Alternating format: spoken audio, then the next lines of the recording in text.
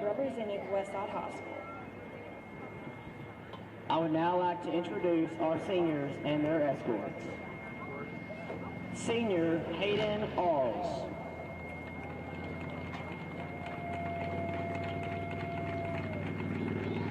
Hayden is being escorted by Wendy, Ryan, and Hunter Alls. Hayden has been a member of the football team for 6 years. Hayden has also been a member of the soccer team for 4 years and a member of the NSHSS for 1 year. Hayden plans on going to college and getting a business degree. Senior Hayden Alls.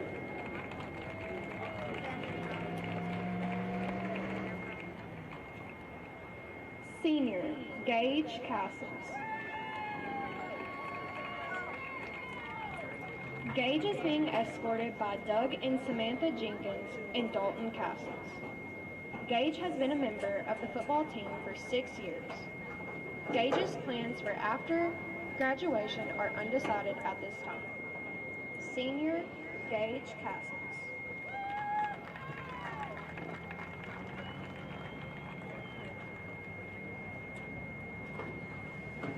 Senior Kenny Gonglaw. Kenny is being escorted by Charles and Kathy Gonglaw. Kenny has been a member of the football team for 4 years and the track team for 4 years. Kenny plans to be a chemical radiological and nuclear specialist for the Army. Senior Kenny Gonglaw.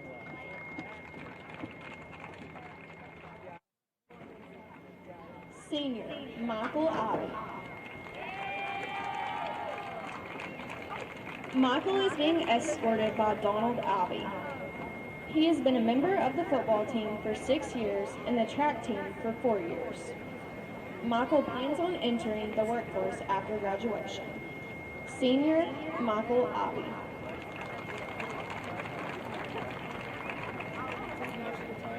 Senior Jacob Lane.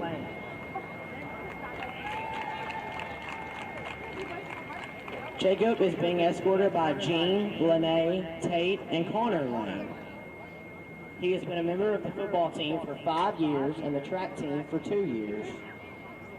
Jacob plans on joining the military after graduation. Senior Jacob Lane.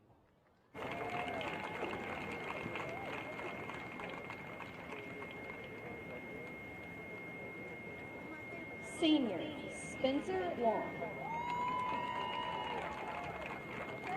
Spencer is being escorted by Ryan and Christy Long. He has been a member of the football team for 6 years and the track team for 4 years.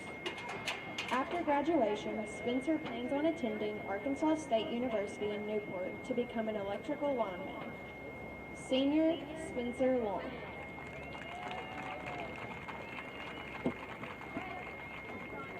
Senior J.T. McGuire. J.T. is being escorted by Mickey, Kristen, and Caitlin McGuire. He has been a member of the football team for 6 years. After graduation, J.T. plans on joining the Fireman Academy and becoming a firefighter. Senior J.T. McGuire.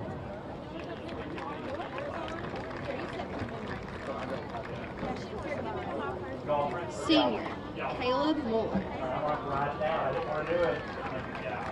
Caleb is being escorted by Morgan Moore, Derek Cameron, and Ryder Horton. He has been a member of the football team for 4 years and the track team for 4 years. Caleb plans on earning a scholarship and attending college.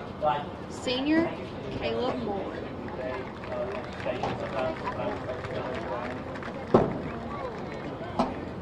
Senior Grant Suttles. Grant is being escorted by Michelle Pouncey, Lance, and Garrett Suttles. He has been a member of the football team for 4 years.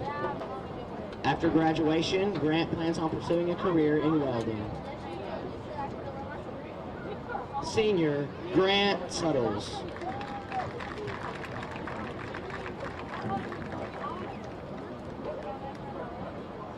Senior Edward Edward Wilson. Edward is being escorted by Justin and Bobby Wilson and Kelsey McDowell. He has been a member of the football team for 6 years. After graduation, Edward plans on going into a trade of his choice. Senior, Edward Wilson.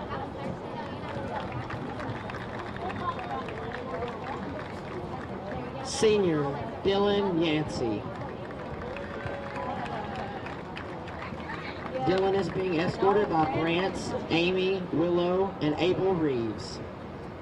He has been a member of the football team for 1 year, the track team for 2 years, and the basketball team for 7 years.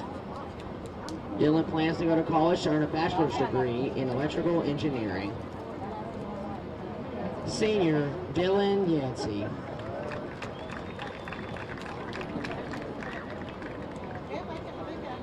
Senior, Wade Yerda. Wade is being escorted by Philip and Amanda Yerda. He has been a member of the football team for 6 years. After graduation, Wade plans to attend Arkansas State University to earn a degree in engineering, with hopes of becoming a master plumber. Senior, Wade Yerda.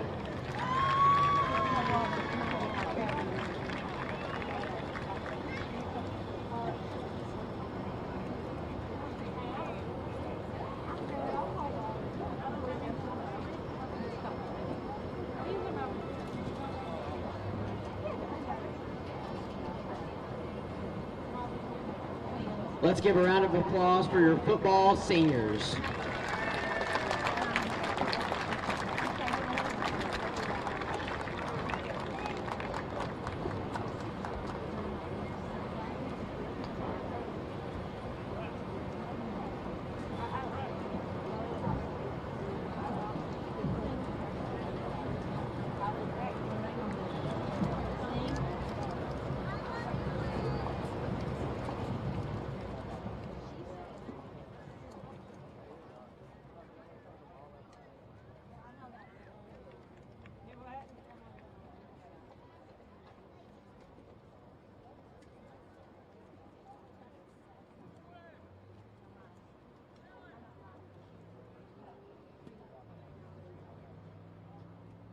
Now for our senior cheerleaders.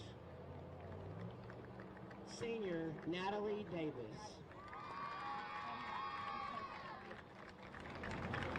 Natalie is being escorted by Shannon, Peggy, and Nathan Davis. She has been a member of the cheerleading team for 5 years. After graduation, Natalie plans to go to Arkansas State University and graduate with a business degree. From there, she will obtain a cosmetology license and will open her own salon. Senior, Natalie Davis.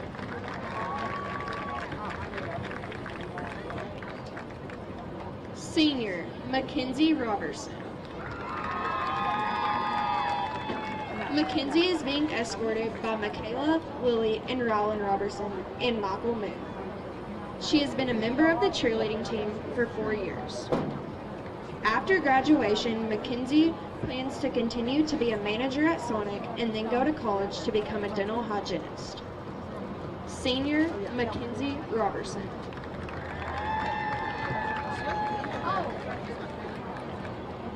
Senior, Evan Rodell. Evan is being escorted by Jerisa, Laney, and Hudson Gann, and Emma Rodell. She has been a member of the cheerleading team for 10 years and student council for 5 years. After graduation, Evan plans to go to Arkansas State University, then get accepted into dental school to become an orthodontist. Senior, Evan Rodell.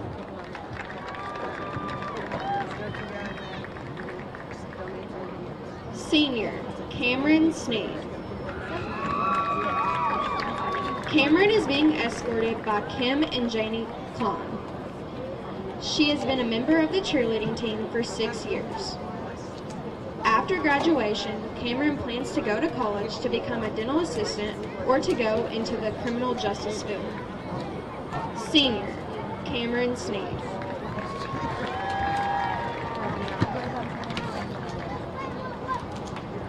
Senior Victoria Webb.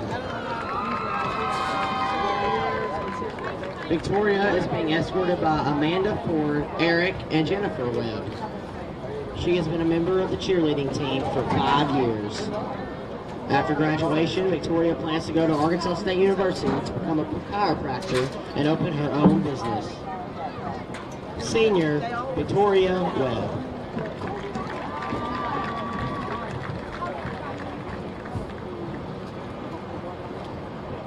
At this time, we will give a few minutes for gift exchange and pictures and then conclude the ceremony.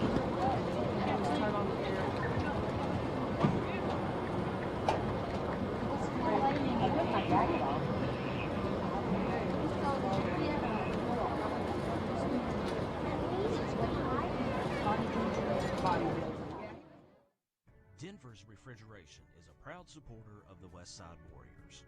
Just like the Westside School District strives for excellence by engaging learners, empowering minds, and educating all, Denver's Refrigeration strives for excellence by providing you with knowledgeable staff, quality workmanship, and speedy service. At Denver's Refrigeration, we believe it's a great time to be a Westside Warrior. Denver's Refrigeration, 3501 East Parker Road in Jonesboro. Getting hungry yet? Fox's Pizza in Bono can fill you up. Try one of the 10 featured gourmet pizzas, like the Steak Rancher or the Taco Pizza. Fox's offers more than just pizza. Try the delicious stromboli, salads, wings, pasta, and more. Check out the daily lunch specials from 11 a.m. till 2 p.m. every day. Don't feel like getting out? Place your order online and let Fox's deliver to you. Fox's Pizza in Bono. We live in unprecedented times. Long hours, health checks to start the day. But First National Bank has been around since 1889, and we've seen unprecedented before. Even though our smiles may be masked, our dedication to service will be what's unprecedented. We'll be right here, where we've always been, doing what we do best, putting you first, always. If you're looking for an honest, dependable, and trustworthy auto repair facility, consider Max Garage for your vehicles. Locally owned with over 20 years of experience, at Max Garage, we pride ourselves on being professional, reliable, and affordable. From routine maintenance to complex mechanical issues, Max Garage can do it all. Max Garage is a proud supporter of the Westside Warriors. Call Max Garage for your next auto repair. This is where it all began. The careers of governors and mayors, business leaders and thinkers, doctors and researchers, artists and teachers, champions and victors. This is who shaped their futures, no matter where they were. This is where it started. This is where success ignited. This is where they were A-State made. At Ritter Communications, we're dedicated to being a caring community partner. We invest in the communities we serve by supporting local nonprofits, academic programs, local athletics, and events that bring us together. We create the connections that strengthen our communities. Ritter Communications, right by you.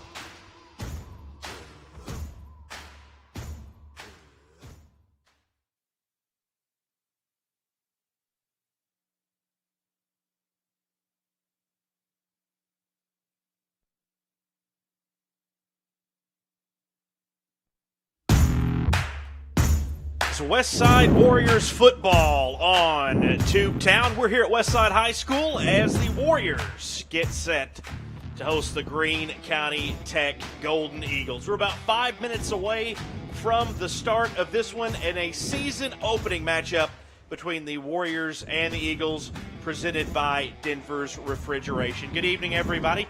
I'm Blake Gwynn alongside Alex Galbraith. It's good to have you here tonight. We're excited about this matchup as these teams wipe the slate clean, and in several ways they are wiping the slate clean. A lot of new faces out here tonight, especially for the Warriors, and particularly at quarterback, Alex. Absolutely. I'm really excited to finally get to see Gus Yerda in at quarterback, replacing, of course, the coach's son. Absolutely. Ritter Ingalls last year, right? And this is the guy that, as you and I were talking about before we got on air, Yerda led that junior high team to an undefeated season just a few years ago. So a guy that was averaging 9 yards per carry at quarterback, and it's going to be really interesting to see how he does in varsity right now. Absolutely. And the thing about it is we got an experienced quarterback on the other side, in Christian Barber. Yes. We know Greene County Tech will pass. They will do that.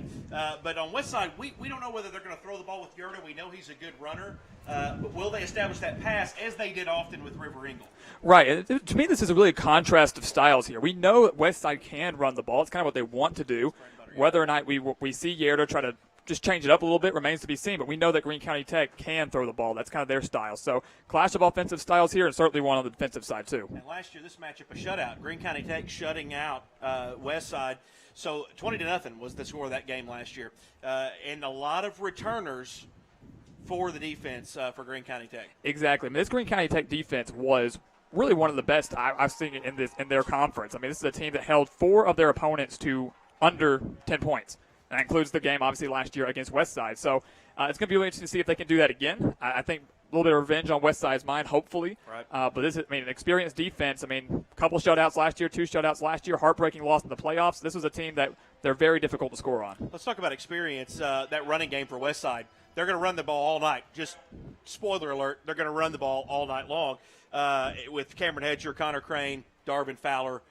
Running game is key tonight for Westside. It absolutely is. That's their offensive style, as you said, their bread and butter.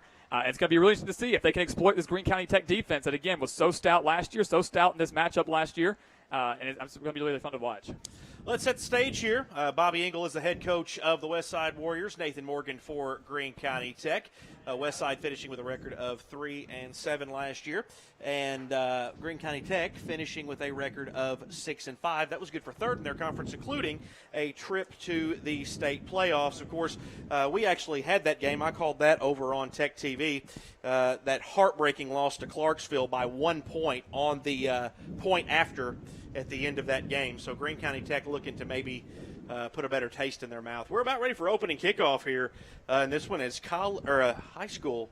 College will be in a couple weeks. High school football gets underway here in Arkansas. You know, these two teams still going to be dealing with COVID. We hope we weren't doing that at this point, but you are going to be dealing with some on and off absences. They've dealt with some of that already so far, and but we are starting football here with what looks like a full slate. And, it couldn't be more excited. We got fans in the stands. Tonight was obviously senior night, I think due to COVID for that reason, just in case. But it's really great to see everybody back and getting the season underway.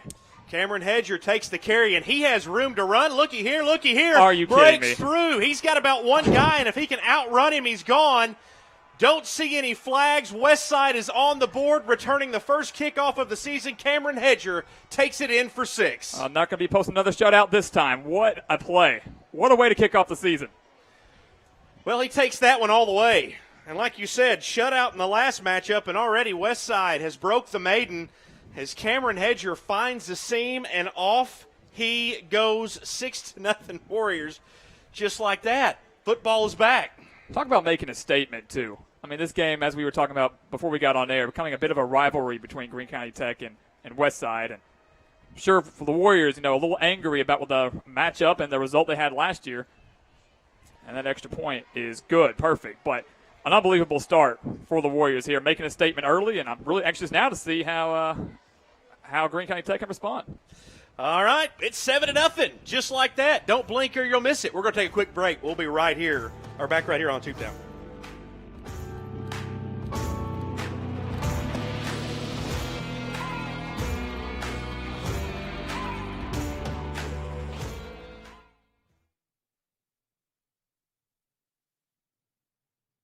School District strives for excellence by engaging learners, empowering minds, and educating all.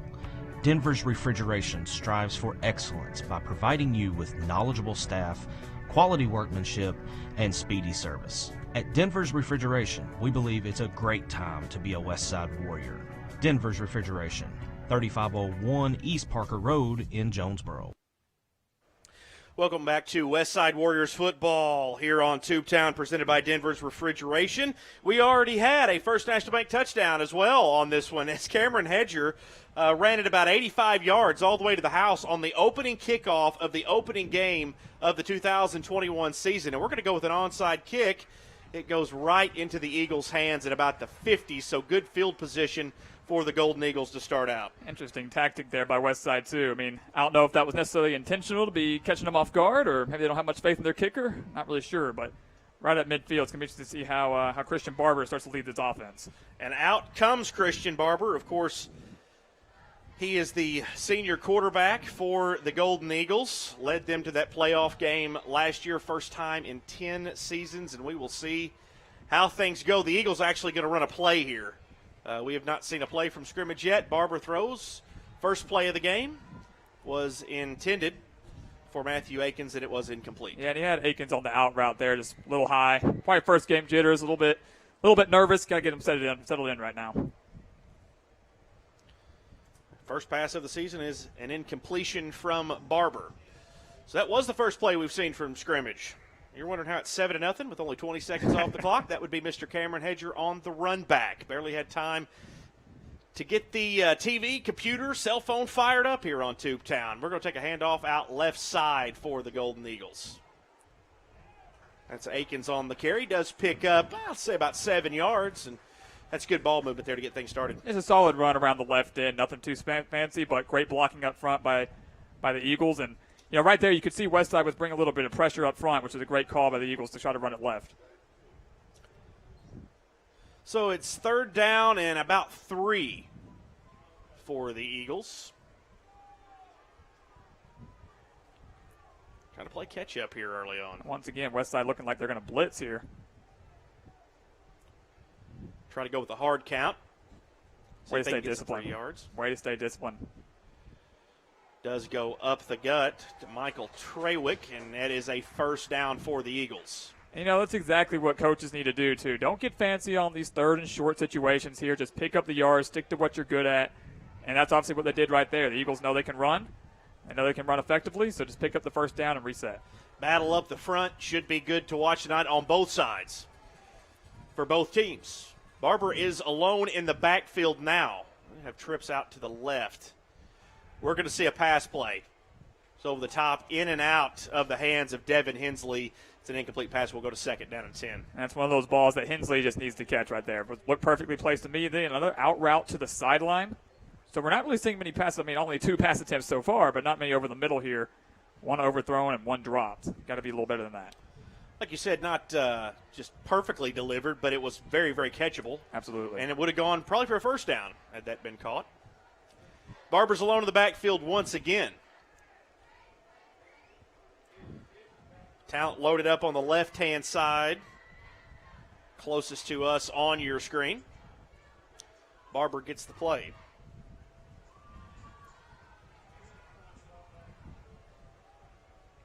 Here's Barber to pass again. This time goes right side to Trawick. Trawick, little up and under, gets some yards after the carry, and he is near that first down marker. I think he's just short. We're going to go to third down and probably 1. Third and short. Good pass play there for the Eagles. Yeah, you know, if you're Westside, you've got to be able to make those tackles there. That was a really short pass. Probably should have only gone for about 3 or 4, and instead it's now third and very manageable, very short for Tech. So you got to be able to make those open field tackles there. Eagles are replacing a lot of talent at the wide receiver position. Shad Vaughn, of course, at Lyon College. You have Rex Jernigan being replaced out there. So seeing those receivers, the newer ones, in action early on. Handoff goes right up the gut, picks up the first down plus. Camden Farmer on the carry, the halfback, the junior halfback for Greene County Tech.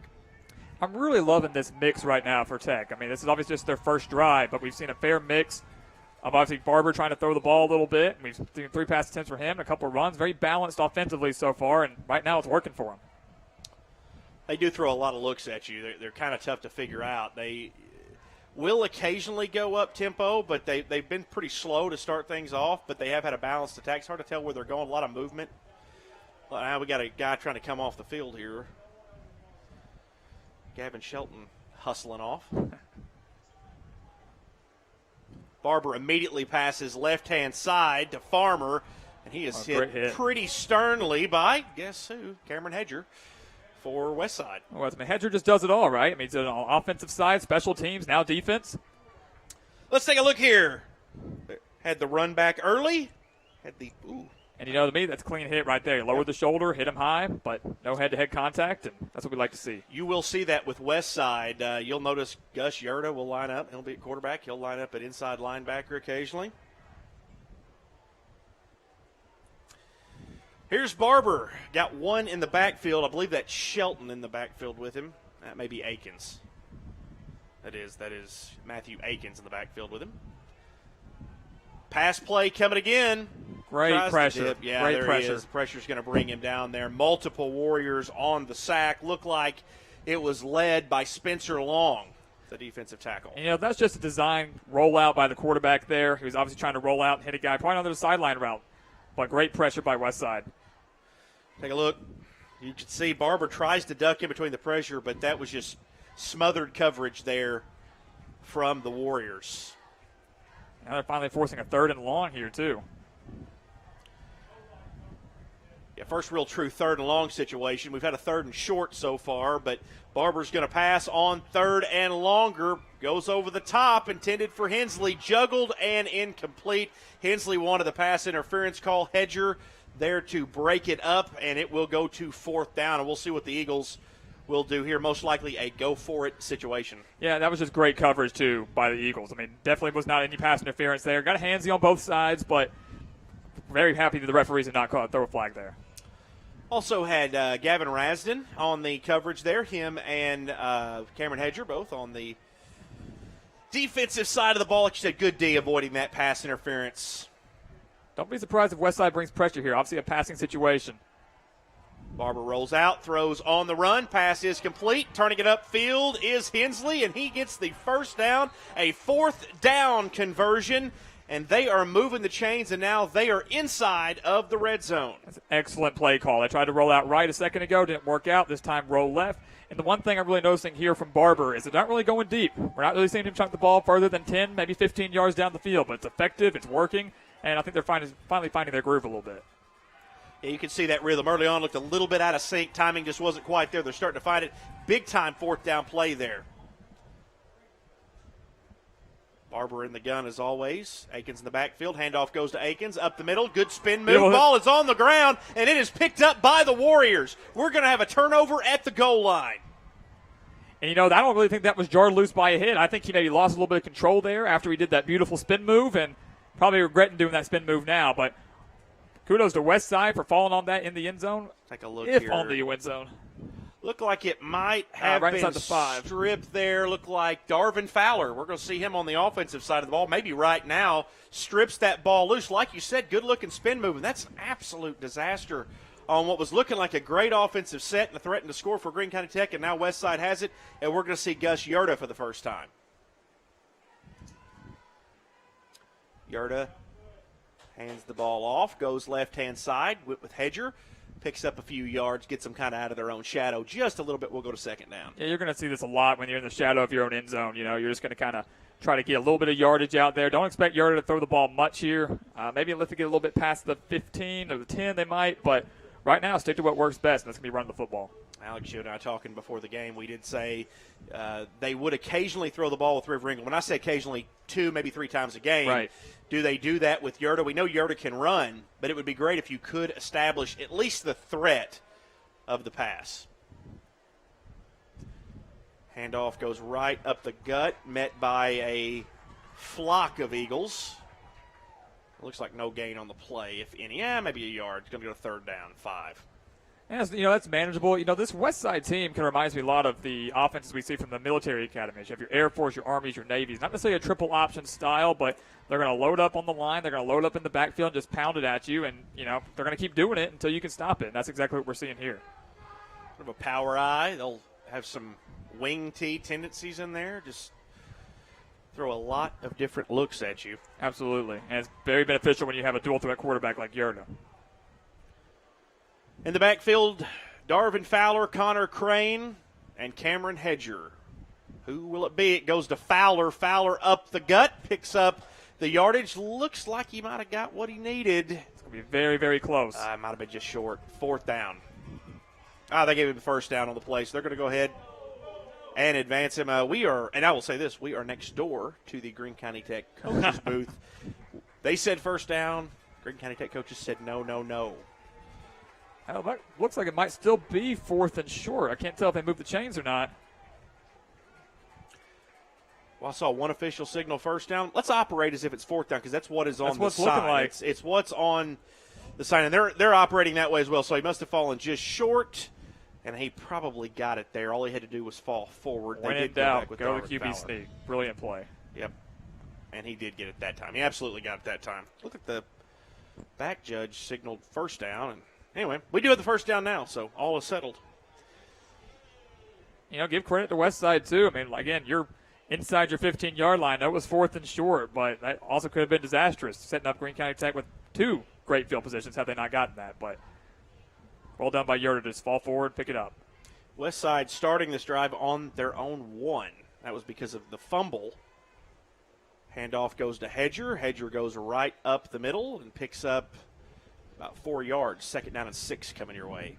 A lot of people don't like this style of play from Westside, picking up 3-4 yards every time, not really throwing the ball that often, but it's efficient, And like we always say, keep doing it until someone can stop you. If you're consistently picking up 3-4 yards, it's what a lot of people call positive plays. Do that 3 times, you're going to pick up a first down. So Yerda might not see many passes tonight. And again, I would say 2-3 passes would be probably an average. 5 would be a lot for any Westside offense. Sure. This one goes out to Connor Crane. He gets the first down, I believe, so they're moving the chains. And this is something you'll notice. You'll look down. There's only 3 minutes left in this quarter. Westside eats a clock as we – Well, there's something to be said for owning that time of possession. I mean, if you're running the battle in the trenches like they seem to be doing and then winning the time of possession, it forces Greene County Tech especially to make every offensive possession count. You come away empty-handed like that, your opportunities are very slim, very rare. This Westside offense, again, was not afraid last year. Now, keep in mind, they lost both guys that caught all the passes last year, which was Kessler Engel. His brothers, River to Kessler, most of the time. They lost 2 guys that caught passes, so we don't really know who's out there to catch passes. Right.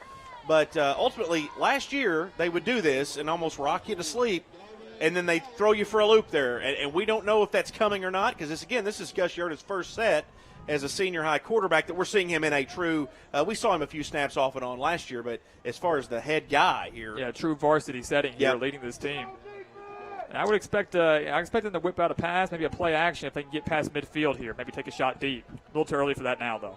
What Bobby Engel will tell you is that his quarterback's job is to run the offense. Good ball fake, just like that right there. That was well executed. However, Greene County Tech was all over it. Cameron Hedger on the carry. He is met right at the line of scrimmage, and we've got 3rd down.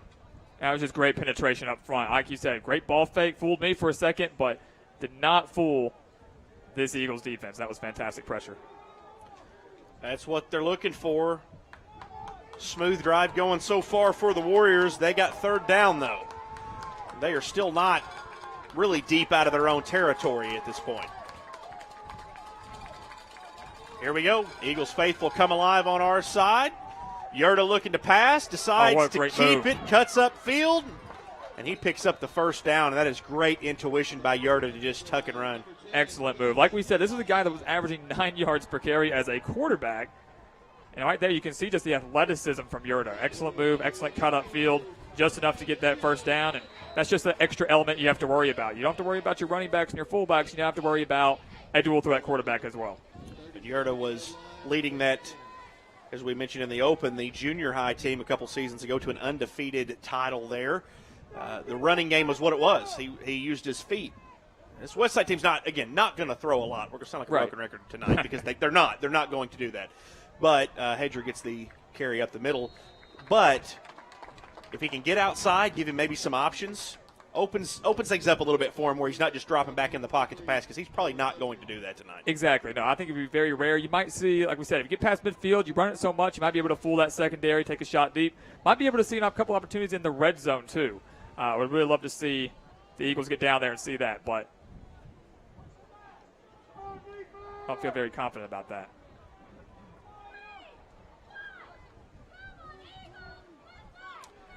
Yurda, that same old eye there. Handoff goes to Hedger. Hedger finds a little room. The ball is fumbled. Somebody got a hat on it, and the Eagles picked it up. Devin Hensley picks up the fumble. We've traded fumbles now, and just when we thought Westside had a drive going, the Eagles have forced a turnover as we head into the end of the quarter. Well, that was just, again, excellent strip by Greene County Tech. Take a look. Excellent strip. That was Hensley, Devin Hensley. Hensley got the strip and picked it up. So, I mean, do it all player right there. And again, I mean, what a quarter we've had, though. Not the most exciting. You have the opening kickoff return back, 2 fumbles exchanged. Greene County Tech can make up for their fumble they had deep in the red zone. There is 10 seconds left on the clock. Clock actually ran out there on us, but the clock should have stopped on that fumble. So we got one more play coming from the Eagles. Akins gets it. Goes out left side, goes and cuts up, and he gets out of bounds. So we'll have second down. The horn does sound. So we have one score, and boy, oh boy, was it fun. Cameron Hedger took it the distance on the opening kickoff. Couple of fumbles since. It is 7-0 Westside. We'll be right back here on Tubetown.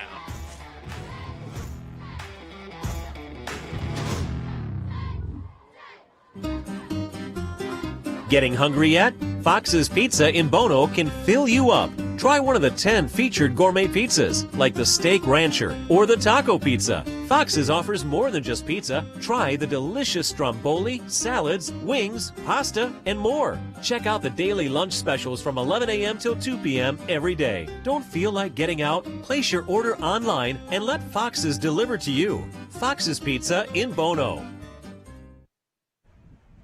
Welcome back to Westside here on Tubetown, presented by Denver's Refrigeration. It is 7-0, and as you saw before we went to break, Cameron Hedger has our only score, an 85-yard touchdown run, taking it all the way to the house. But really, past that, if we can get over that, I don't know if we can, but if we can get by that, we do have 2 fumbles on 2 pretty good-looking drives up until the point that the ball was turned over. Greene County Tech was truly on a roll there. They really should have tied up that game.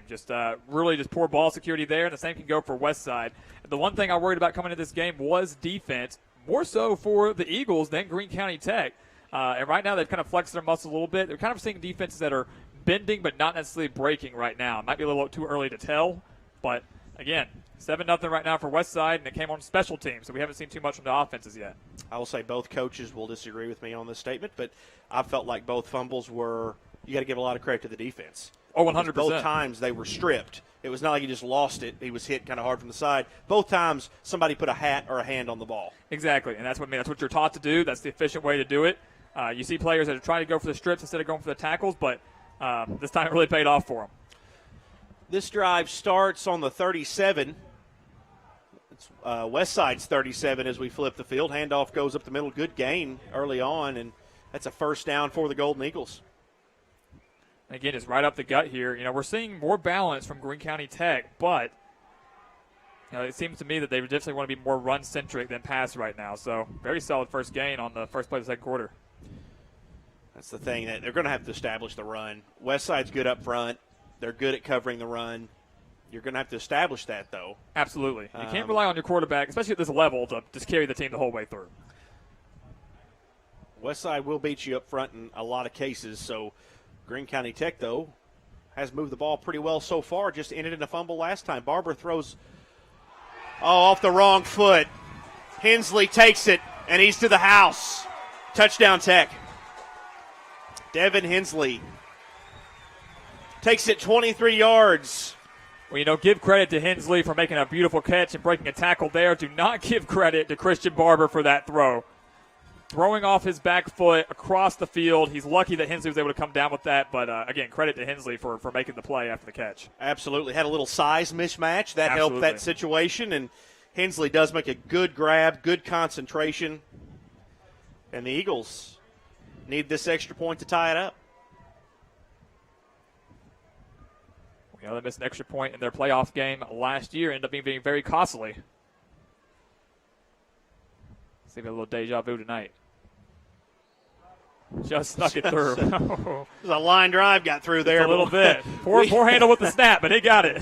We are tied up at 7. The football may have been in a weird angle there for him, but he did just barely brush it over the top. And we are all tied up at 7. And I'm going to tell you, this game has been a good start to the football season so far. It's been fantastic. I mean, what more could you ask for? I mean, 2 very scrappy defenses so far. Brilliant pass play there. And then the way we kicked off this game, literally kicked off this game, was phenomenal. So, look at the push-ups. I am absolutely not doing those between that. It was insinuated by our folks at the Hey, by the way, great to have the Arkansas State University ASU TV crew and the production crew out here with us. It's such a great experience, great setup. It's unbelievable. As somebody that went through the program myself, it's really cool to get to work with these guys. It's also really cool to see this great setup that they have. They are doing a tremendous job for us tonight. They really are. I mean, like you said, you went through the program. I'm currently still in the program. So you got to be real nice. Not a lot of, well, that's true, but a lot of guys down in that trailer. They do some great work down there, and it's just great to see us out here doing some live productions. I will say, if it's insinuated again that I do push-ups, I'm out. It's on you. I'll pick up the slack for you. It is a tradition, though. Going way back, Greene County Tech cheerleaders do the push-ups. I'd say that's a rarity. I don't think that's very common among cheerleaders. No, A-State does the thing. The ROTC guy does the push-ups on the big board. That's kind of a thing. But cheerleaders doing their workouts, get a little calisthenics in. All right, we're about ready for the kickoff here. We are tied up at 7, and Westside going to try to come the other way. This is picked up by Connor Crane. And he is met pretty swiftly by the Eagles special teams, and that's where Westside will start their drive. Yeah, notice I didn't kick it deep there. Kicked it a little shorter this time. Kind of looked like the extra point kick there. Just a little bit. Line drive. Got to have those gloves on to catch that. Westside would really like to get something going here on this drive. They were moving, then it ended in a turnover. And the Westside offense over the years has always moved the ball well, but typically they have battled some turnover issues. Well, they were moving slowly but surely, but they were also doing it from the shadow of their own goal line. So it's going to be interesting to see now with better field position if their strategy changes a little bit. This drive starting at the 34. Great penetration up front by the Eagles. I mean, they're cracking the code. They're cracking the code. It's to shoot that gap and to get back there and stuff the run. And if I'm Westside right now, I'm thinking of bouncing the ball a little bit outside. Maybe a couple counters, maybe a couple tosses, because going up the middle right now is it's not working. Yeah, we've yet to see anything outside so far. Everything's been up the gut. It has moved, but Hedger gets met swiftly there by the Eagles. They will occasionally mix in some sweep action.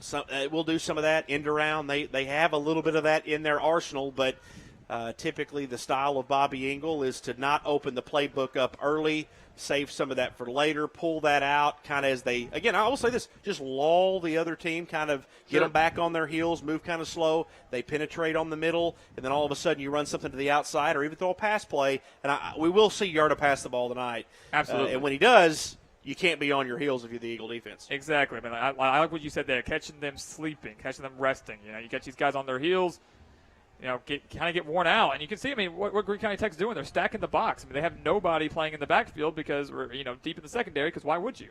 There's no need. Especially if you're Matthew Akins out there at safety. Absolutely. How many times can you crash in before you get lulled to sleep? Hey, there's our outside play. Hedger finds a little bit of an opening, and he is close to that first down marker. This line judge on our side does not have him at the first down marker just quite, and we have the signal to Wow, that's a very move them. They're moving. All right, now. but say that's a very poor spot if they did. It definitely looked like he picked it up to me. So they are moving forward. It is first down for the Warriors as they are driving once again. About 9 minutes left to play in this half. We've had about everything you could ask for. Defense, a run back. You don't know if you'll get another one of those all season. Right, as rare as they are, yeah. Opening salvo, you get one right out of the gate. Well, these are two very physical teams, and we're really displaying that in the first quarter and a half. It's been phenomenal. Of an offset eye. This one goes to Connor Crane. He gets a nice carry, and that is bread and butter Westside offense, 5 yards on the carry. Well, again, that's one of those positive plays we were talking about earlier. And look at the mix and match, though. They go outside 2 times in a row, then they bring it back and go up the middle. So, again, you're going to continue to run the ball. That's nothing new. But if you can change the way you run the ball, that can keep the Eagles on their toes, can keep them, guessing. And that's how you move the ball effectively with this type of offense. If Westside starts going backwards, there's issues there, and that it doesn't happen very often. They're a positive yardage carrying team. They don't go for losses very often because they go for the high percentage run play, and you don't see that a lot. If they ever start going backwards, that means they're getting beat up front. Right. Yerta keeps it on a bootleg, and he is met by 3 Eagles immediately. Great defensive swarm there by Greene County Tech. We are going to third down. Excellent read. Trying to do the bootleg left, and it just didn't work. Solid fake. I'll give him that.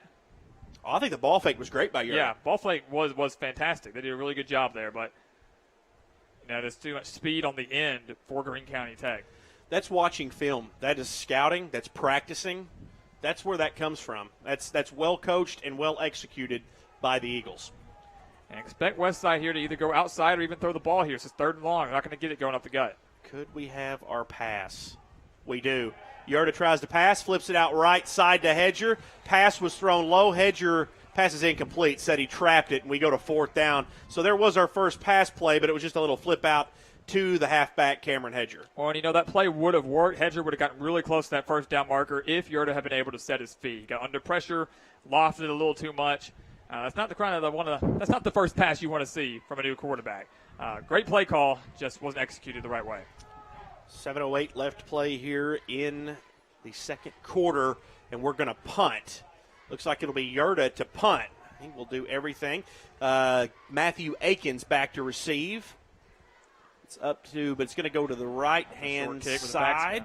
Bounces, and Akins is going to let it go very wisely. And it'll be about the 25, and that's where they will down it. So a change of possession as Greene County Tech takes over on a decent punt there by the Warriors. Yeah, he got a very favorable bounce, too, to go with that. Didn't look pretty at first. Looked like there might be a backspin to it. Ended up getting the bounce, pin him inside the 30. That one might have been a decent fair catch opportunity. Absolutely. As high as it was, you had plenty of time to get underneath it. The Eagles did have 2 guys back on that, but nonetheless, they can move the ball, and they can move it rapidly, as we have seen. So this drive will start from the 24. And you can't help but wonder if Christian Barber's got his swagger back. He gets a beautiful touchdown. Again, not the best pass in the world, but still executed it. Maybe we see him kind of finding his groove, finding his rhythm. We see more passing from the Eagles here. Goes to Akins. Up the middle. He's got some room to run. Crossing midfield. Couple of guys. Can he beat him? Hedger takes him down, but not before he picks up a huge gain all the way down to the Westside 25. That was an excellent, excellent play call. Excellent play call. Let's say up the gut, just right to the right a little bit. Credit to Hedger for tracking him down. I will give him that, but that was a beautiful play call. And again, expect a shot here very, very soon from Christian Barber. Now inside the 30. What a run. Was a good job by Hedger to track him down, considering all the running he's been doing, but Akins with the huge run. We have a timeout called by Westside. We're going to take a quick break. You are watching Westside Warriors football on Tubetown, presented by Denver's Refrigeration. We live in unprecedented times. Long hours, health checks to start the day. But First National Bank has been around since 1889, and we've seen unprecedented before. Even though our smiles may be masked, our dedication to service will be what's unprecedented. We'll be right here, where we've always been, doing what we do best, putting you first, always. What a game it has been so far. Westside and Greene County Tech all tied up at 7, but Greene County Tech moving the football. Matthew Akins with a huge run right before he went to break at the timeout by Westside. About a 50-yard run for Akins there. And, again, it's going to be one of those things where will Westside's defense break? You know, they got beat on a bad throw by Barber a second ago, ended up tying the game, and now they're knocking on the door again. We haven't seen much from Westside since that kickoff return for a touchdown to start the game, so defense is really going to have to come through here. At this point, both teams have had some bright spots, but Greene County Tech trying to capture good old Uncle momentum there. They could have it squarely on their side here. They are bordering on Westside's defensive red zone. An issue with the play clock there. Over 6 minutes left here in this half. Christian Barber, you know, that senior quarterback, that experience paying off for them already. Good to see, though, some good connections with these receivers on a little different. Some of his top targets have changed since last year. Absolutely. Barber steps up into the pocket, now rolls out, flushed out, and just smartly throws it away. Good decision there by Christian Barber. You know, and I'm really glad to see him throw it away there. Didn't try to force the ball, didn't try to do anything fancy, just get rid of it, maintain possession, reset. It's only second down now. You know, Barber's a guy that threw 8 interceptions last year, so his accuracy and his decision-making has to improve. And, you know, something as simple as that, it looks like we might have intentional grounding. Uh-oh. Although it definitely looked like he was outside the box to me. He was well outside. Nearly to the sideline. In my opinion, and I don't see a significant protest really coming from the Greene County Tech sideline. So that's a big one. There's a loss of down and a 15-yard penalty there. That's really costly. That's huge for the Warriors here, but I disagree with that a lot. Yeah, and I always try to judge it based off of the reaction of the coaching staff over there. Not just a gigantic protest, but again, it appeared he was out of the pocket to me. But you know what? I'm not an official either. Passes out to the left side to Devin Hensley, and he drops it. That was great pressure by Connor Crane, trying to come up there, disrupting that pass. Beautiful play. Again, you'll notice a lot of these names we say on offense for Westside are out there playing good. They're probably as good, if not better, defensively. And you know, that's a rarity, too. We don't see many people playing both sides now. I mean, heck, you got your quarterback that was out there playing punter as well. I mean, you've got, you know, a lot of do-it-all players on this team, and they're doing it very effectively. Third down for Greene County Tech. Third down, and I'm going to say long. I'm not good at math. That's very, why very I went long. into media, buddy. I'm going to say third and long. That's the reason why we say it like that. Let's see, it's 40. It's at the 25, so third and 15. There we go. Yeah, I had that one. Yeah. I can do those good round numbers like that. Get right on the yard line. Yeah. Barber dropping back, has some time. Now he's flushed out. Pressure coming from Fowler. Hits his open man. That's Payne Greer. And Greer doesn't get to the first down marker because, again, it was quite a ways away. But, you know, that was a good ball from Barber. That was a little bit better of a throw than we saw last time. Wide open for, that was Gage Schneider. But, again, rolling out to his left, throwing to his left. He didn't try to force anything. Great play, and fourth down and manageable now. I'm definitely going for it from Greene County Tech. Yeah, I would absolutely. You're in four-down territory. These two teams will be in four-down territory on that side of the field all night. Greene County Tech does have some kicking ability, but at this point you're over the 30-yard mark, which is difficult at the high school level. So Barber gets a play call from the sideline. Big play here for Westside. 4th and 4. Barber with a quick pass to Akins. Akins picks it up. That's Hensley. Hensley into the end zone for the touchdown. On 4th down. And was that Connor Crane that missed that tackle again? I love the play call. 4th and 4. Go with the quick out to the sideline. You're not banking on scoring there, but if you're going to miss the tackle, that was not Connor Crane. That was Gavin Rasden. But still, you've got to be able to make that tackle on the sideline to prevent the touchdown. Again, I love the play call by Greene County Tech. Once again, poor tackling by the Warriors. Second touchdown connection tonight between Barber and Hensley. Extra point attempt is up, and it is good. So it's going to be 14-7.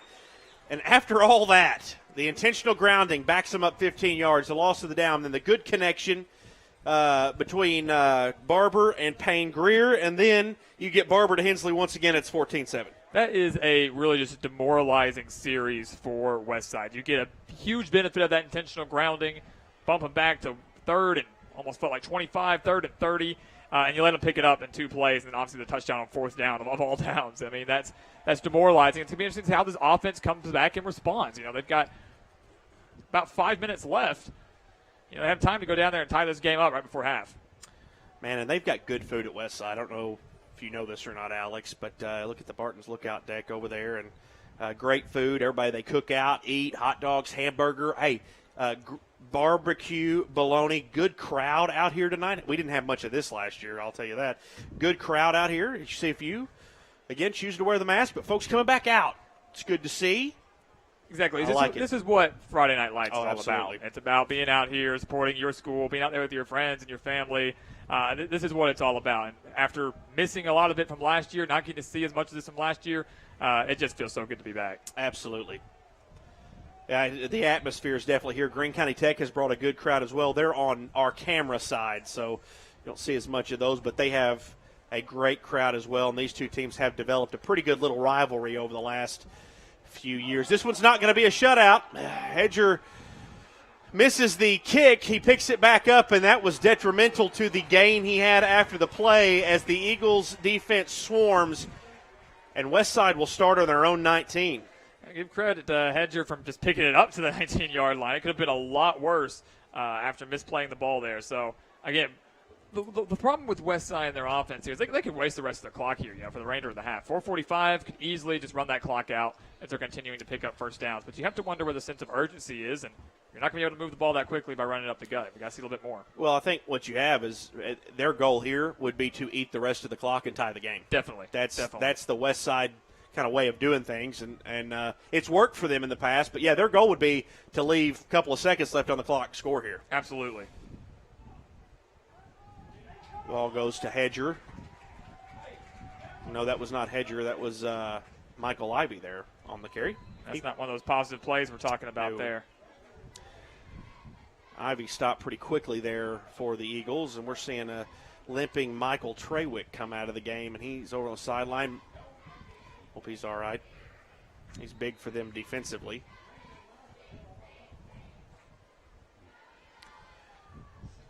Second down coming for the Warriors, only 1 yard on that last play.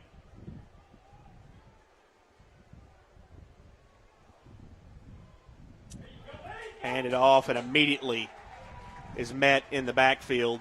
Just excellent pressure again from Greene County Tech. I mean, they are winning this battle in the trenches. They are beating Westside at their own game. They want to win in the trenches. They want to win up front, and Greene County Tech's not allowing them to do that. Again, all the more reason that right now, if I'm Westside, I'm bouncing the ball outside. I'm trying to do something different because nothing seems to be working up the gut. You see Westside kind of spelling some of their key guys there. Those last 2 plays, Michael Ivey on the first and then Caleb Bueller on the second, neither really going anywhere. That's really not on those guys, though. There was really nowhere for them to go. No. So let's not get caught up there. That was a win on the line for the Greene County Tech defense. Yerda rolls out. He's going to pass, flushed out of the pocket. He's hit, and he's down. That looked like a one-handed sack to me from the Eagles there. Beautiful play. It looked like Yerda had a man down the sideline. Could have tried it at least, but great pressure again up front. This Westside offensive line's got to figure something out at halftime. Zion Brown comes in and gets the sack there for the Golden Eagles, and, that was one of those that Yerda will probably tell you later he probably should have evaded. Honestly, it was not significant contact there, and he just went down. Well, for as mobile as a quarterback as he is, I mean, look, I give him credit. He tried to step up in the pocket, tried to find his open man, but, sometimes you've got to take off and run. Always avoid the sack. Anything to avoid the sack. Big punt play coming up. No room for error here for the Warriors. This has got to be executed cleanly as Yerda is back to punt. Deep to receive for the Eagles is Akins, as well as Payne Greer. Heads towards Greer. Greer takes it. He's going to go towards the left side. Got a little bit of room to run. Great Cuts block. back up the middle. Gets a good block. Spin move. He's finally met by the Warriors, but terrific field position for Greene County Tech to start this drive. Decent punt by Gus Yerda, but Greer takes it up the left side and finds a seam, and we have a guy down for the Warriors on the far side of the field. Watch this block that he gets here on the Ritter Communications replay. Beautiful. The pancake block right there. Absolutely. That's one of those that when you think about blocking, that's the one you want. That's textbook. Yeah, that's absolutely textbook. You want and that was pancake. Also just poor coverage on that left side of the field.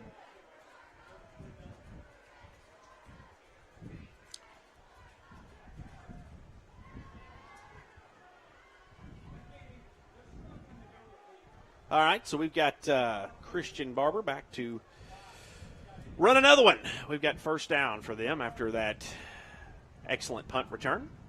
Ball goes up the gut. It is a positive play, about 3 yards. That brings up second down with about 2 minutes, 15 seconds left here in the second quarter. I'm telling you, Blake, I have a pretty good feeling Greene County Tech's going to get the ball in the end zone here, and that'll be 21 unanswered points after that kickoff return. So Greene County Tech finally settling in, and Westside going to have to start doing something different on both sides of the ball to keep this game manageable and to stay in it in the second half. This drive started all the way on the Westside 15. Back-to-back punts for the Warriors, and Greene County Tech is threatening to make it 3 straight scores. And they're going to milk the clock, do a great job of that, not leave any time, hardly any time, for Westside. It's got a timeout. And we do have a timeout called by the Eagles. That's their first timeout of the half. Minute 40 left to play in this half. We're going to keep it right here with you through the break. It is 14-7 Greene County Tech, and again, they're knocking on the door of what would be a 21-0 run or a 3-score straight swing because they were off in the hole early 7-0 after the Cameron Hedger run, but at this point, all the momentum is on the side of the Golden Eagles, Alex. It is. It 100% is. And that you have to wonder, we always talk about positive momentum for the team that's doing well, but what about the other team, What about the other team? In this case, Westside. What's their morale like? If they do go into halftime down 21-7, really finding no offensive success at all, not being able to stop the pass for Greene County Tech, what adjustments are they going to make in that locker room? How are they going to come back, especially considering that the Eagles do get the ball to start the second half? Well, at the risk of being too doom and gloom here, as we take a look at Westside sideline there, with the way that they run the football and eat clock, a couple of touchdown deficit in the second half can be quite a bit because, they can eat 7-8 minutes off the game clock in a hurry. Again, a lot of football left to be played, but you don't want to find yourself in a 2-score hole to what is now proven to be a pretty explosive offense for the Golden Eagles at this point. The thing with this offense that Westside tends to run is those offenses aren't meant to come from behind. They try to jump out to that early lead, rely on the back of their defense, and milking the clock and making the offense, their opposing offense, make every possession count. Greene County Tech is absolutely doing that. And again, finding yourselves down, even just a single score, is very difficult with an offense like this. Matthew Akins in the backfield with Barber. It's going to be a keeper for Barber. Cuts through a gap in the left-hand side. That's going to bring up third down, but it's going to be third in a relatively short situation. Man, it may have even gotten it. It's close. This one's quite a ways away from our booth, but there's going to be another timeout. It is going to be third down. Another timeout's going to be taken by Greene County Tech. Minute 27 left to play in this half, and if you're Greene County Tech, you've got to smell blood in the water before you go into halftime. Oh, they absolutely are. There's no way they aren't going for the end zone here. 3rd and 1 from the 11. They've got all the time in the world. I do question why they're continuously calling timeouts here. I get they're not much of an up-tempo team. We've seen a little bit of that tonight, but still, minute 27, I feel like you could have saved that for when you really get inside the 10-yard line. But, again, you're right. Definitely smelling blood in the water. I really do feel a touchdown coming here for the Eagles.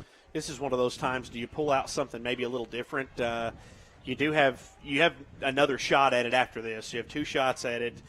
You is 3rd and short. So you got a couple ways you could go. Like you mentioned, taking the timeout indicates you may be looking at something different, but you could just go get the first down, which would be the priority number 1. You do have one more timeout from there, and then you can make 3 or 4 runs at the end zone, but the clock will be running at that point. But at this point, it could be a decent opportunity to maybe pull out something a little different. Well, it's a great point. You could pull out a little gadget play here on 3rd and 1 because, look, I have a lot of confidence that Greene County Tech can pick up 1 yard and get that first down. And they do have one more shot at it if they miss it or something. Exactly. You run this gadget play on 3rd down. If it works, great. If not, you pick up the first down on 4th down and then just kind of regroup with a little over minute 15 left in that second half or second quarter. So we have a big guy. Looks like Scotty Aswell lined up in the fullback. They got 2 big guys there, and it does end up going to the back. Michael Trawick And you know what? No problem whatsoever. Greene County Tech has scored, I believe. I love that formation. I love that decision to put in the big dogs, those big offensive linemen, or defensive linemen for that matter. Here's our ASU TV replay as Trawick takes it to the house, pulls over a guy there running into the end zone, and just like that, there's our 3 straight scores for Greene County Tech. Just the physicality, really, from the Eagles is starting to show now. They're winning the battle in the trenches. They're running over the Warriors. 11-yard run for Michael Trawick, and the kick is no good. So we're going to stay at 20-7 as our score with 1 minute 8 seconds left to play in this first half of football. And what was close early on, now Greene County Tech getting a little separation, and it has come on the legs of their dynamic offense. It really has. They started off slow. They had a couple missed throws early on. We saw a couple of fumbles, obviously. But this team has really started to settle in. Christian Barber has really started to settle in. After a decent year last year, again, just 54% of his passes completed, 8 interceptions to 11 touchdowns. This guy in his first game is, I think, out to prove a point, and he has. He's engineering this offense perfectly. We think about Barber with the passing offense, that his ability to pass the football, strong arm quarterback, good poise in the pocket, but there's been some success running it. Matthew Akins with the majority of the carries, but you had the last touchdown was Michael Trawick. We've seen him come in. Lots of options there for Greene County Tech in that backfield. Absolutely. They've got weapons galore. Honestly, the biggest concern for us going into this game for them was the wide receiver position. We knew they had a quarterback. We knew they had a solid backfield, but how was the wide receiver position going to fare? And so far, they've really impressed me. Be interesting to see how Westside plays this. Speed, maybe 2-minute drills, not exactly in their arsenal of snappy tricks there, but that kick is going to go out of bounds, so that'll help some. Solid field position here. If I'm Westside here with 1 minute 8 remaining, I really think we should go out there and we test the arm of Gus Yurda. I think we have to. You're getting solid field position to start due to this penalty, and I really think that you really have nothing to lose. You're down 13, about to go into halftime, 1 minute 8 remaining. I think you just need to pull out all the stops here because right now it's not looking promising that you're going to bust out some big run and set you up with solid field position or set you up in the red zone. So why not air it out right here at the end of the half, see what you can't get going, and then, of course, regroup at halftime and see how they bounce back in the second half. And maybe see if you can steal one. I've not been we've seen Yurda look to throw the ball a couple times. He's really been forced out of the pocket either time. He's kind of thrown under pressure. One time he flipped it out to the tailback. But I'd like to see him get a chance to maybe get his feet underneath one and throw a pass here. And he might get his chance. We'll see how they play it down by a couple of scores here. Quarterback keeper for Yurda, and he gets to right around the 40. He's hit at the knees, and that brings up second down. The clock will continue to run. Westside does have, I think they got one timeout left. That was one of the better rushing plays we've seen from them in probably the last, I'd say, 10 plays or so. That was a solid quarterback run. Nothing fancy, but 5 yards up the gut. I'll take that if I'm Westside. 45 seconds left now. Yeah, you'll take that. That was a good little carry. You can keep moving the football and just see what happens. Opens things up for you a little bit. Goes to Hedger. Hedger goes right side, finds him a little bit of a gap. Still doesn't make it to the first down marker, which would have stopped that clock. It is third down. See what Bobby Engel, whether he'll take a timeout just yet. We're at 20 seconds. Yeah, not much of a sense of urgency from Westside here. I think they're just going to be content running out the clock, going in down 13. Still a manageable deficit, but I don't think they're going to do anything fancy here at all. 10 seconds. Either going to take a knee or they're going to try something a little gadgety. And sometimes they'll just go with the run up the middle here and see if they can catch everybody sleeping a little bit. But we'll see what they do here. And there's the horn. I think they did get it off. Connor Crane goes up right side. Good gain, but it's going to be all for naught as that takes us into the half. Greene County Tech will take a 2-score lead as they score 3 straight times on an offensive explosion. It is 22-7. You're watching Westside Warriors football here on Tubetown, presented by Denver's Refrigeration.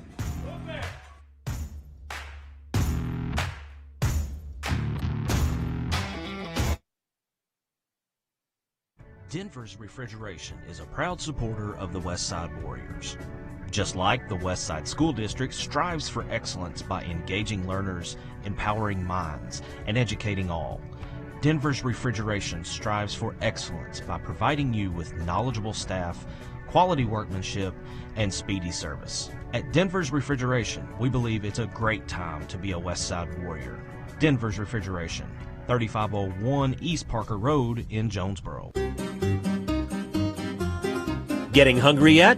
Fox's Pizza in Bono can fill you up. Try one of the 10 featured gourmet pizzas, like the Steak Rancher or the Taco Pizza. Fox's offers more than just pizza. Try the delicious stromboli, salads, wings, pasta, and more. Check out the daily lunch specials from 11 a.m. till 2 p.m. every day. Don't feel like getting out? Place your order online and let Fox's deliver to you. Fox's Pizza in Bono.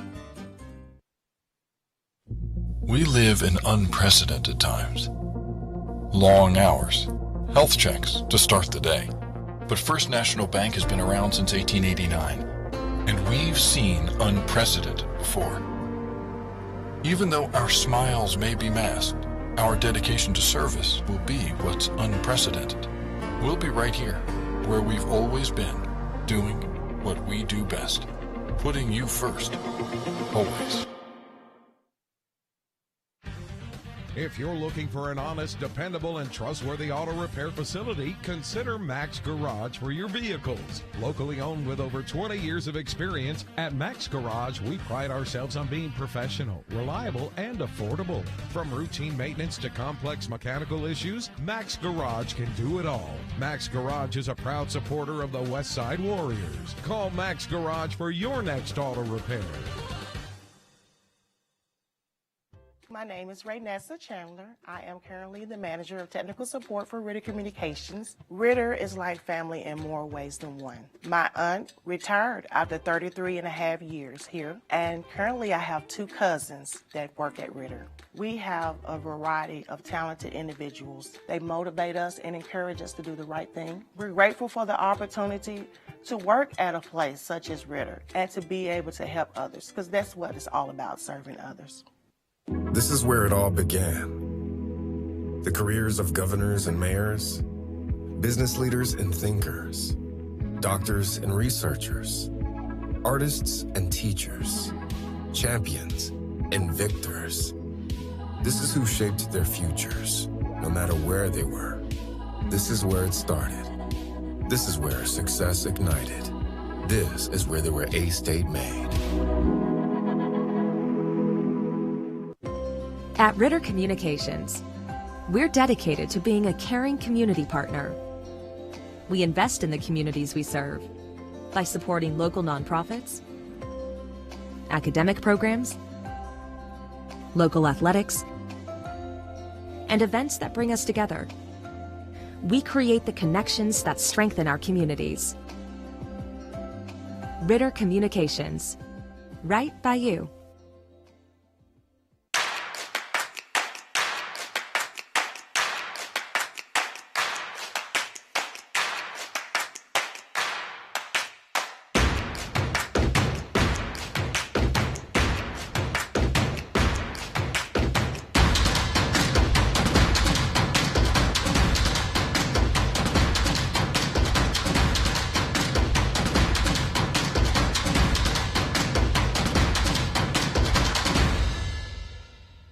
Westside Athletic Booster Club.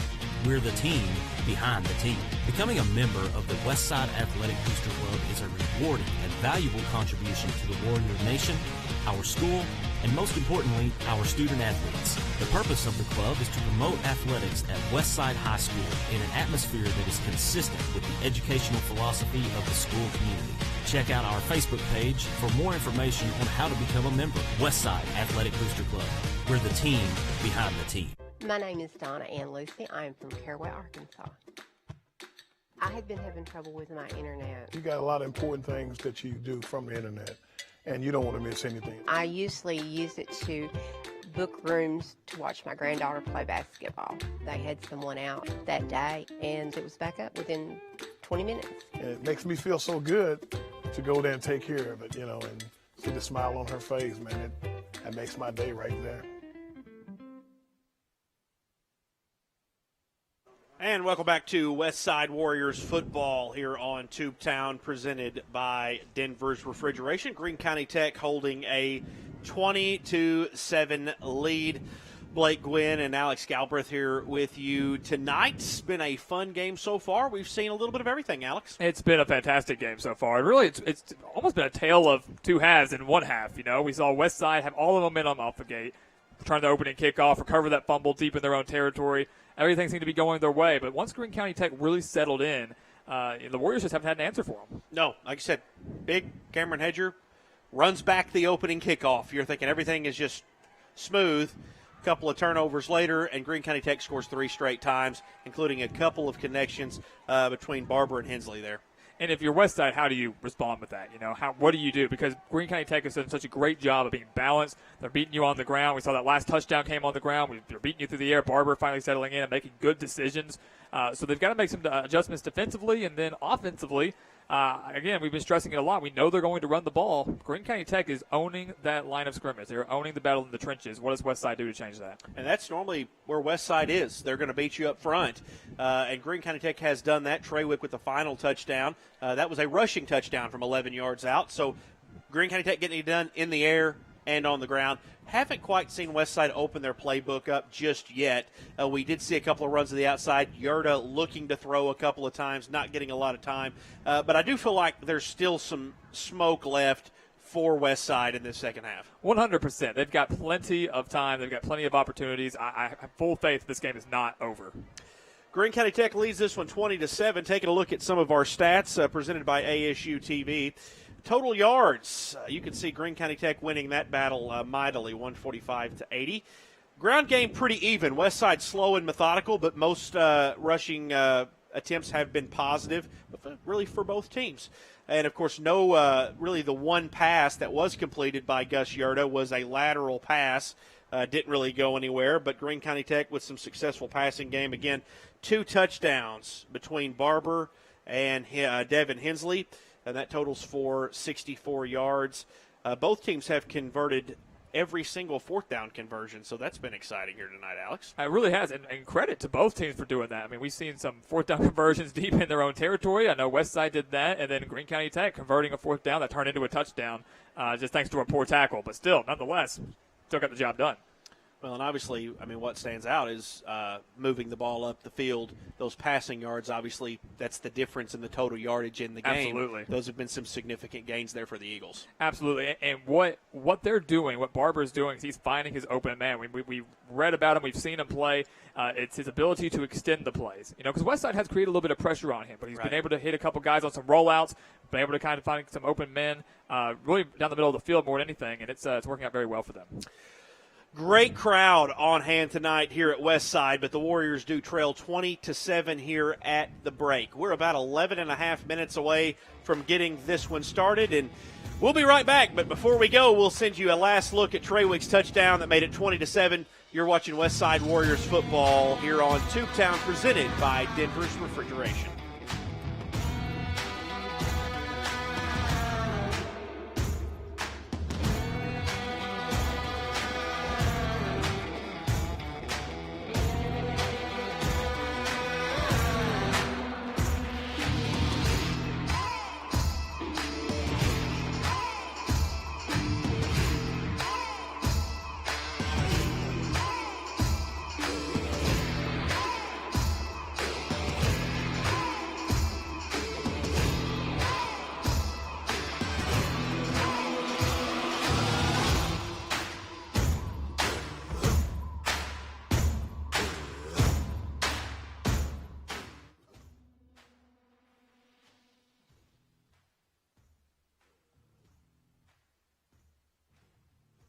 Denver's Refrigeration is a proud supporter of the Westside Warriors. Just like the Westside School District strives for excellence by engaging learners, empowering minds, and educating all, Denver's Refrigeration strives for excellence by providing you with knowledgeable staff, quality workmanship, and speedy service. At Denver's Refrigeration, we believe it's a great time to be a Westside Warrior.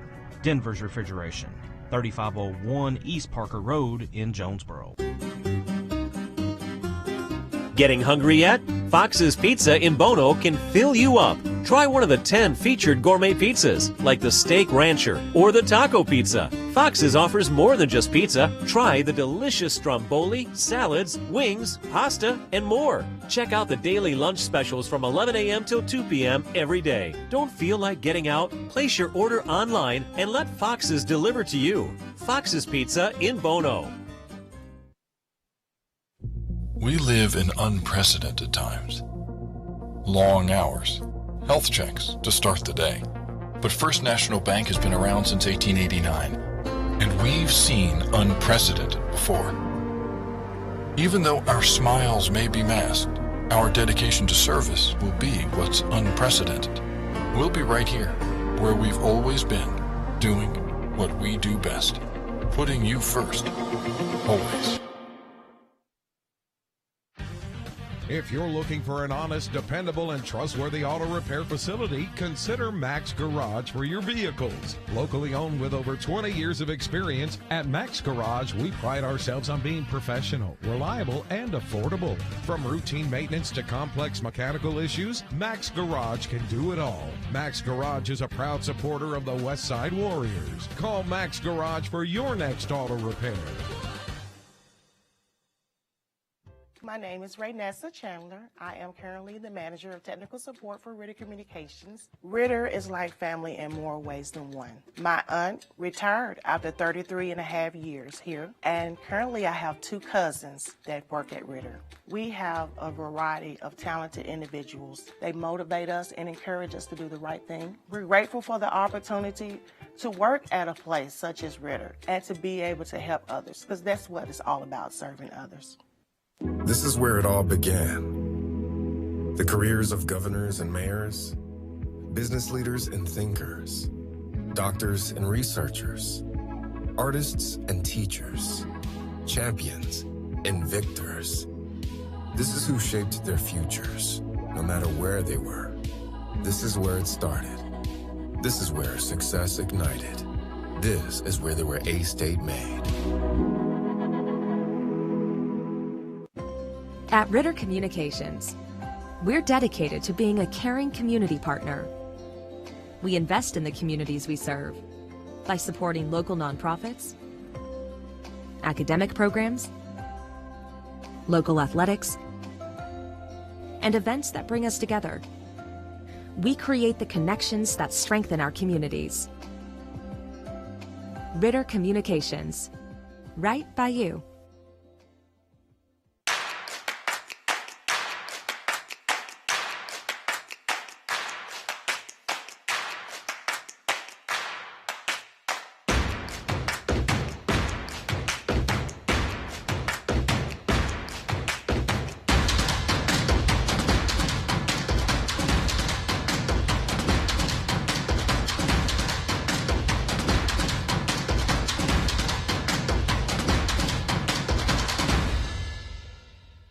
Westside Athletic Booster Club.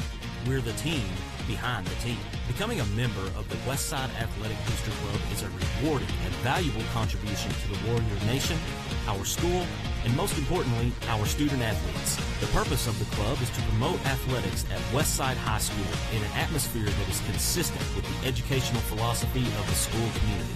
Check out our Facebook page for more information on how to become a member. Westside Athletic Booster Club. We're the team behind the team. My name is Donna Ann Lucy. I am from Caraway, Arkansas.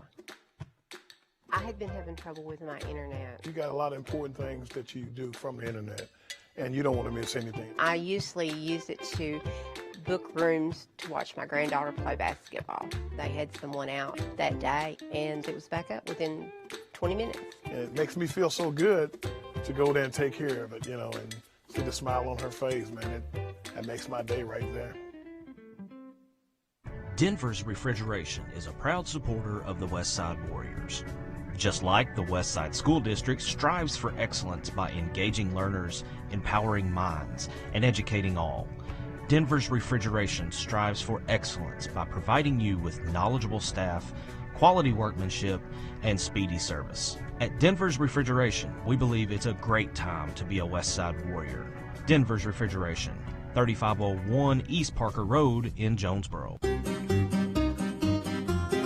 Getting hungry yet? Fox's Pizza in Bono can fill you up. Try one of the 10 featured gourmet pizzas, like the Steak Rancher or the Taco Pizza. Fox's offers more than just pizza. Try the delicious stromboli, salads, wings, pasta, and more. Check out the daily lunch specials from 11 a.m. till 2 p.m. every day. Don't feel like getting out? Place your order online and let Fox's deliver to you. Fox's Pizza in Bono. We live in unprecedented times. Long hours, health checks to start the day.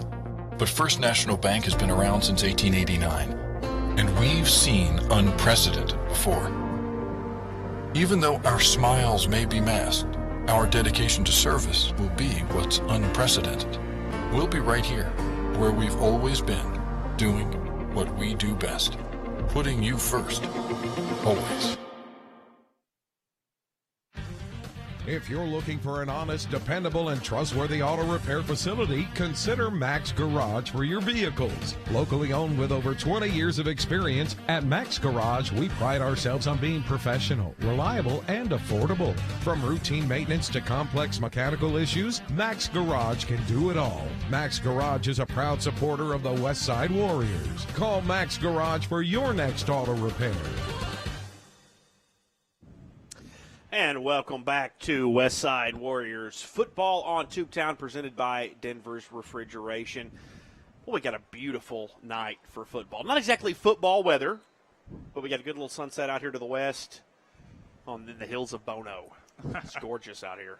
It really is. It's pretty outside. We're also up here with the windows, no mosquitoes, anything else like that. But we also got a great football game, too. 20-7 is the score. Greene County Tech scores 3 consecutive times to lead this game 20-7 in a game that Westside had all the momentum to start out, and Greene County Tech got it back there at the end with those 3 straight scores. Yes, took it right back from them. I mean, and give credit to Greene County Tech, I mean, for not being phased. I mean, again, the kickoff, I mean, you opened your season by allowing a touchdown, not even a play from scrimmage, on the opening kickoff. And then your first offensive drive ends in a fumble right as you're knocking on the door. I mean, credit to this team for not getting demoralized, for staying the course, and obviously it's paying off for them. 3 straight touchdowns to conclude the half, and you can't help but wonder how much more can they put on.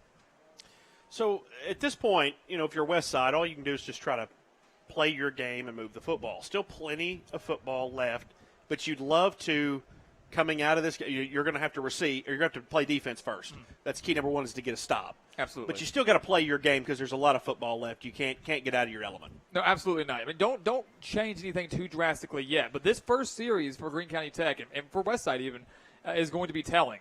If Westside can get an opening stop, an opening drive stop, I believe they're still in this game. Everything's going their way. But if Greene County Tech marches down there and does exactly what they did in the first half and gets a touchdown, you can't help but wonder if 20 points, maybe 21 points, is going to be too far out of reach for Westside to handle, especially with the offense they're running. And I'll say this, one of Bobby Ingles' best qualities as a coach is he never gets too high or too low. Sure. He's very steady. You'll watch him on the sidelines. You can actually see him. He's walking over there. He's talking right now to Ashton Rasden over there kind of in the upper corner of your screen right about the 5-yard line. He just never gets too high or too low. He's not a guy you're going to see out there blowing a lot of hot air. He stays cool, and that a lot of times will reflect on his team, especially when you're behind. Well, it's all about, it's about keeping your composure. I mean, that's the key, is keeping your composure, not getting doom and gloom, but also not getting overconfident either. It's something about just maintaining, as we said, maintaining the course and letting them play the whole 48 minutes, we should say, here at high school. But, give credit for that. Those are the type of coaches that really seem to succeed the majority of the time. So we do want to thank several people before we get started here with the second half of play. Obviously, our title sponsor for our broadcast, been for the last few years here on Tubetown, is Denver's Refrigeration. Also sponsor of our First Out. First National Bank is our touchdown sponsor. Of course, ASU TV out here tonight with the Arkansas State University on our production side doing a phenomenal job. Been tremendous to work with. We got Dustin out in the truck, of course. Our producer and heads up our Tubetown productions is Marcus Carlton. We got Doug in here doing stats for us, rocking it out. Got a heck of a team tonight. Oh, it's honestly, good. Across the board, it's been fantastic. Guys upstairs running, doing a great job with camera work. I mean, this couldn't have asked for a better team, couldn't ask for a better night.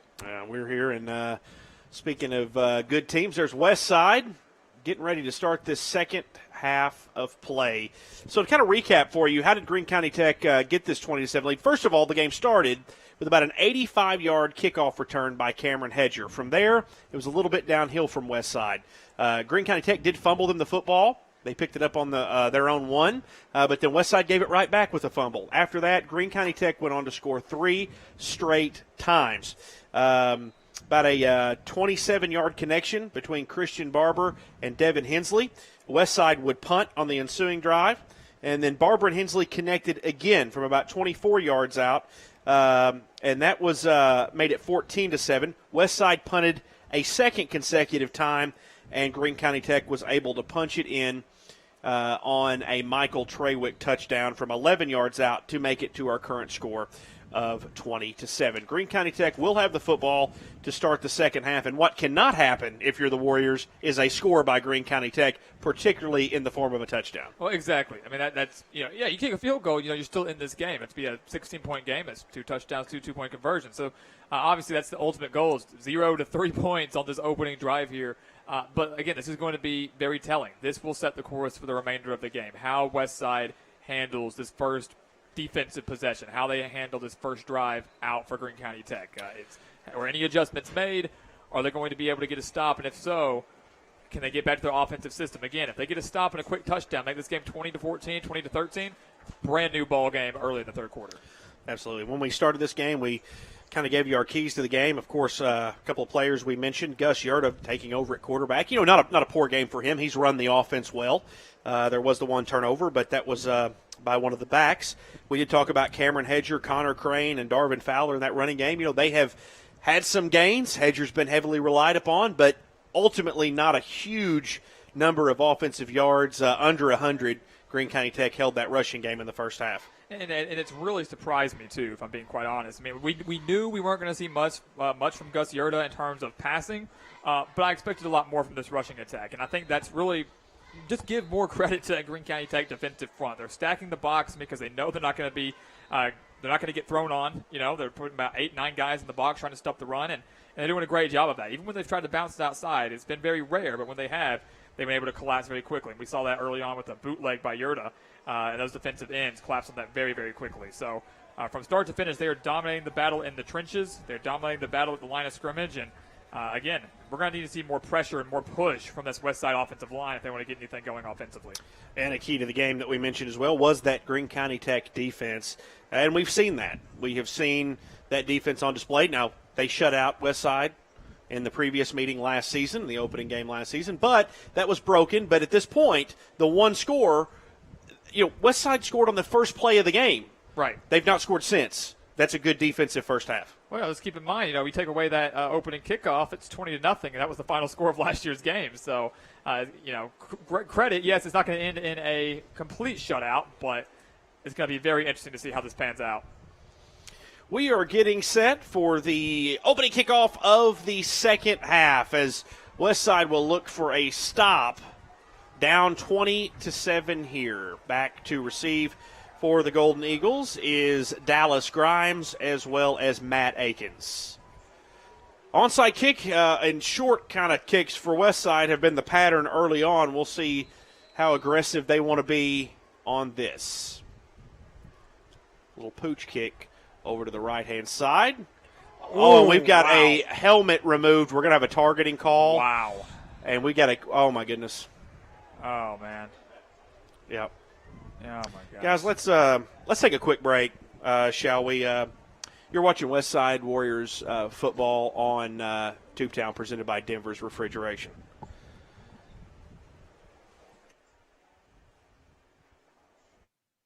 Denver's Refrigeration is a proud supporter of the Westside Warriors.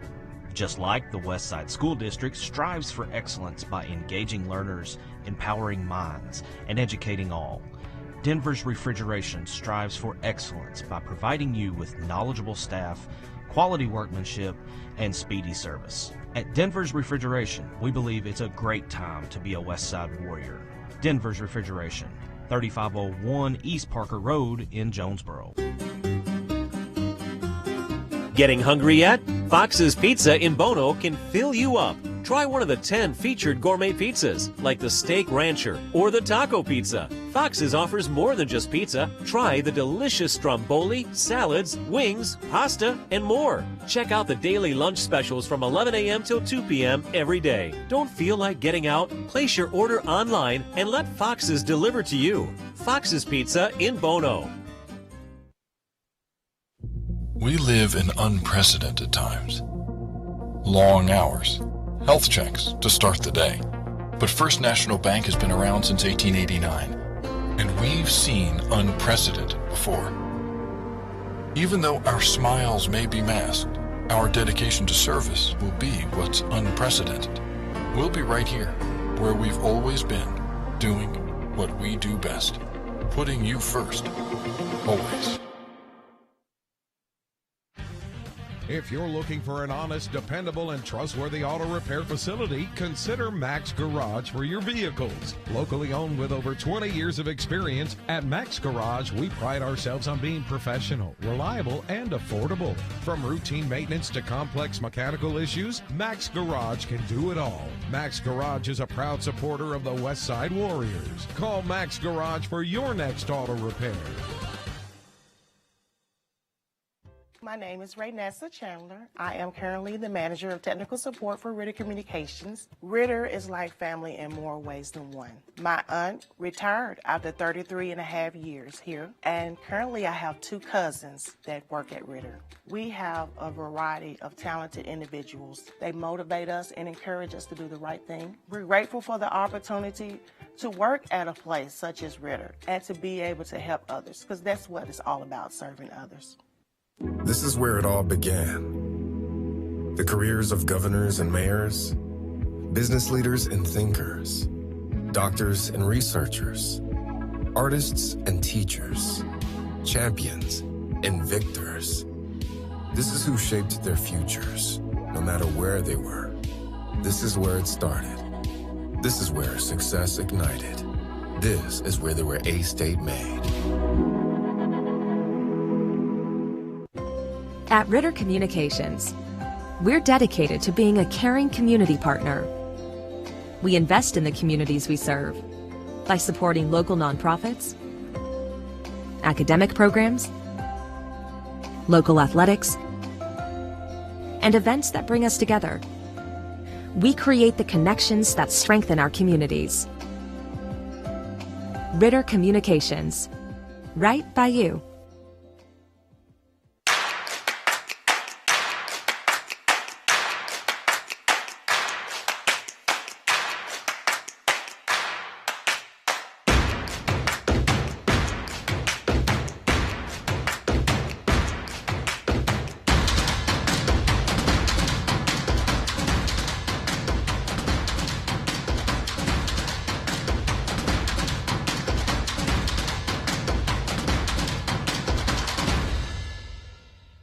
Westside Athletic Booster Club. We're the team behind the team.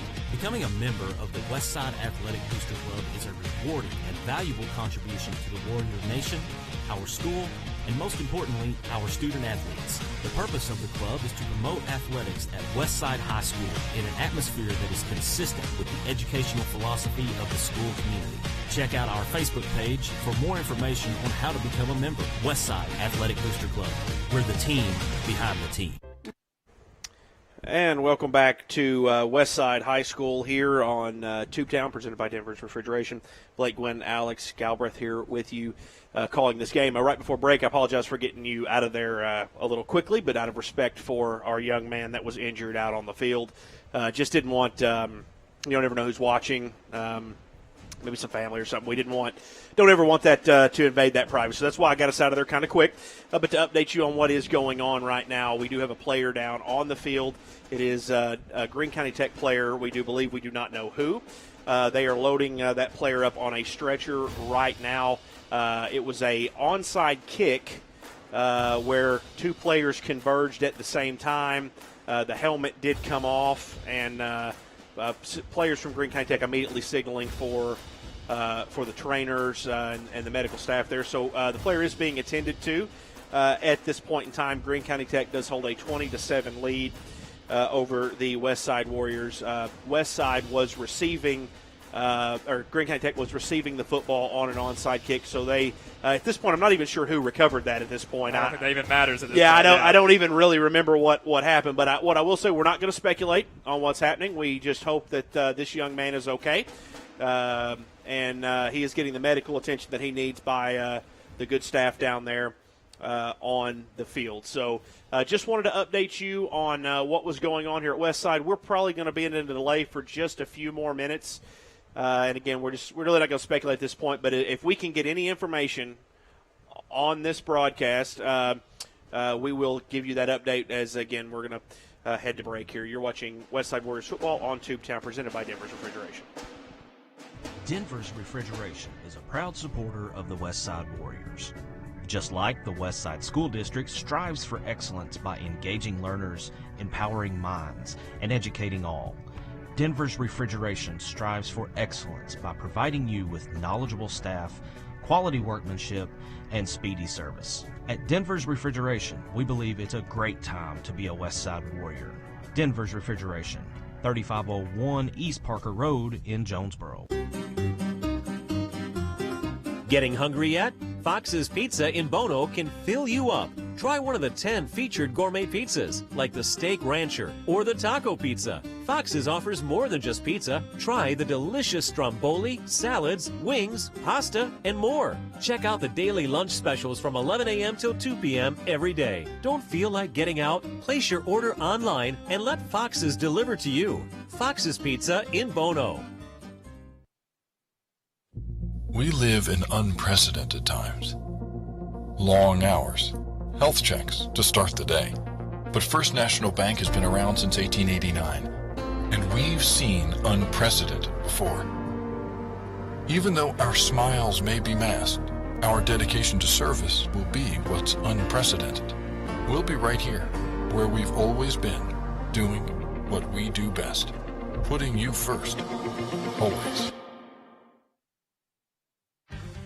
If you're looking for an honest, dependable, and trustworthy auto repair facility, consider Max Garage for your vehicles. Locally owned with over 20 years of experience, at Max Garage, we pride ourselves on being professional, reliable, and affordable. From routine maintenance to complex mechanical issues, Max Garage can do it all. Max Garage is a proud supporter of the Westside Warriors. Call Max Garage for your next auto repair.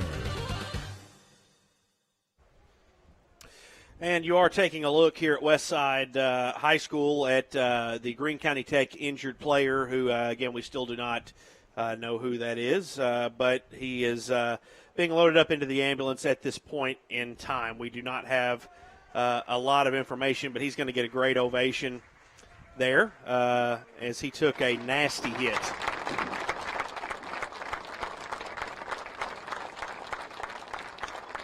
Just the one thing you don't want to see happen in football. You know, it's the risk that we all know all the players are taking. It's always the one thing you never want to see. I mean, that was seeing the helmet pop off. Just never a good sign. But we, of course, hope and pray that he's okay. Hopefully we'll get an update at some point throughout the night. And, hope that both teams can just carry on and finish this one out. We do hope to receive good news in that regard on that young man. And again, what it was to kind of, if you're just joining us, it was kind of a pooch kick over to the far side of the field from us. Let's go, boys! And there were two players kind of converged going for the ball at the same time, and there was helmet-to-helmet contact. There were penalties on that play, so we will likely have a targeting penalty. That will likely include an ejection, would be my guess. And the helmet came off of the Greene County Tech player.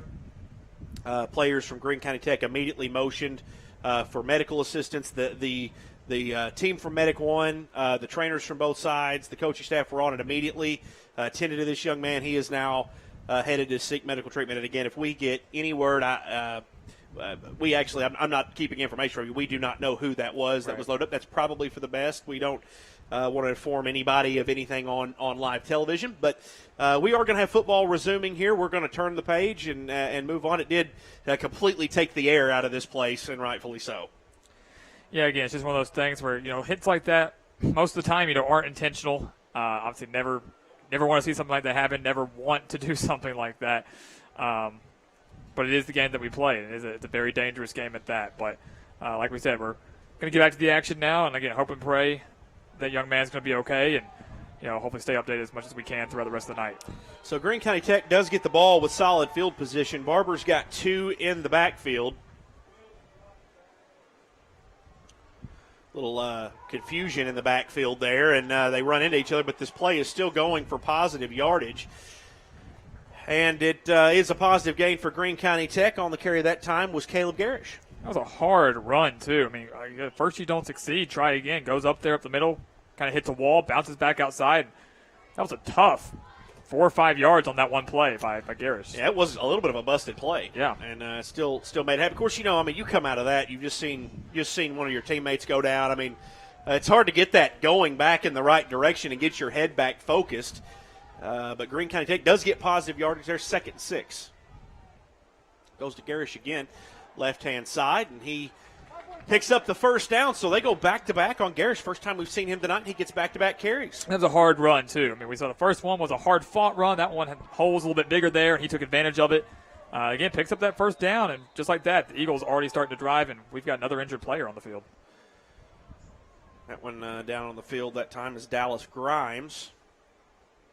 That was play side. He kind of tried to make his way towards the sidelines and then goes down. So we are stalled for an injury timeout after the first down play.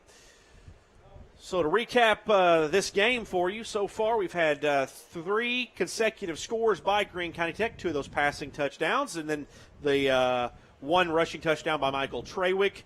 Westside scored on the opening kickoff, so they've yet to get a touchdown from scrimmage.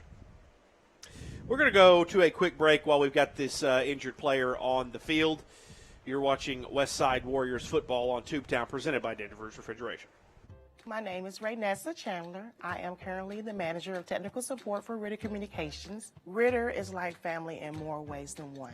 My aunt retired after 33 and a half years here, and currently I have 2 cousins that work at Ritter.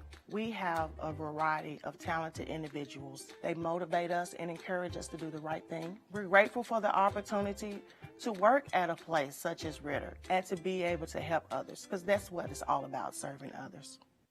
This is where it all began. The careers of governors and mayors, business leaders and thinkers, doctors and researchers, artists and teachers, champions and victors. This is who shaped their futures, no matter where they were. This is where it started. This is where success ignited. This is where they were A-State made.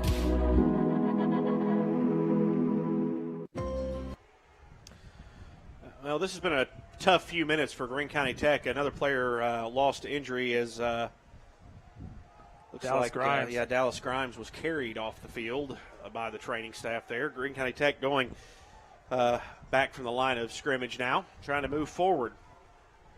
Barber throws over the top to Payne Greer, and Greer just can't quite catch it. It's an incomplete pass, and that'll bring up 3rd down. Yeah, that ball was catchable, just thrown a little bit behind him.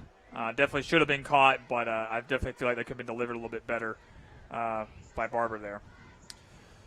Yeah, it was a low pass. Greer tried to catch it. He trapped it, did kind of contain it, but it hit the ground first. So Greene County Tech still 2nd and 10.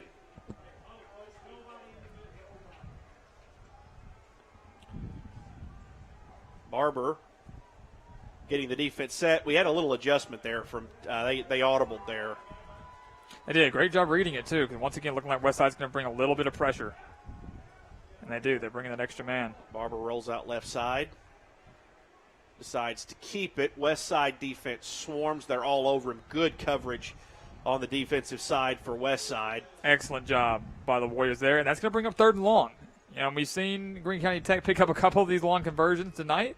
But like we talked about right before we opened up the second half, Westside needed to stop, and they have an opportunity to get it right here.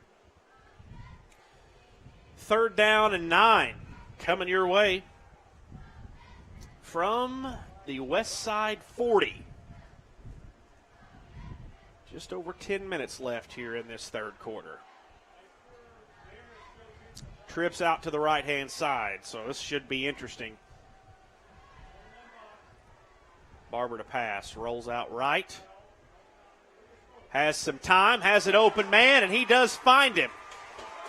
Nice gain there. That was by far Barber's best throw of the night. A beautifully executed play. Sprint out to the right, perfectly designed, and just lobbed it right over the defense there. I mean, right little pocket. That was definitely his best throw of the night. And again, a huge third down conversion. Westside can't get themselves off the field. Zane Stricker on the reception for Greene County Tech, his first catch of the night, and it's a big one as Greene County Tech moves into the red zone, and they're knocking on the door here, and Westside has got to get a stop here. I like what they're doing here. They went trips right a second ago. They go trips left. Throw the defense off a little bit instead of a run up the gut. Matt Akins goes up the middle. It's a short gain. Had a helmet come off of a Greene County Tech player, and he is not happy. He is not at all. At all.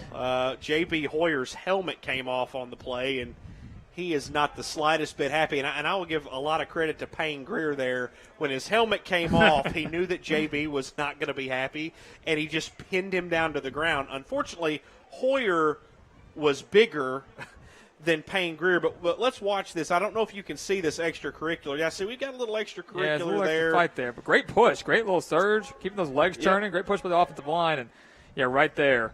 Yeah, had a little scuffle. Right, you can Spencer see Long right there. You can actually see. I thought it was Payne Greer that pushed him to the ground, but it was not. But that's football play there, though. Hey, it's going to be a little bit of that. It gets a little physical, gets scrappy out there. You got to be able to rush it off.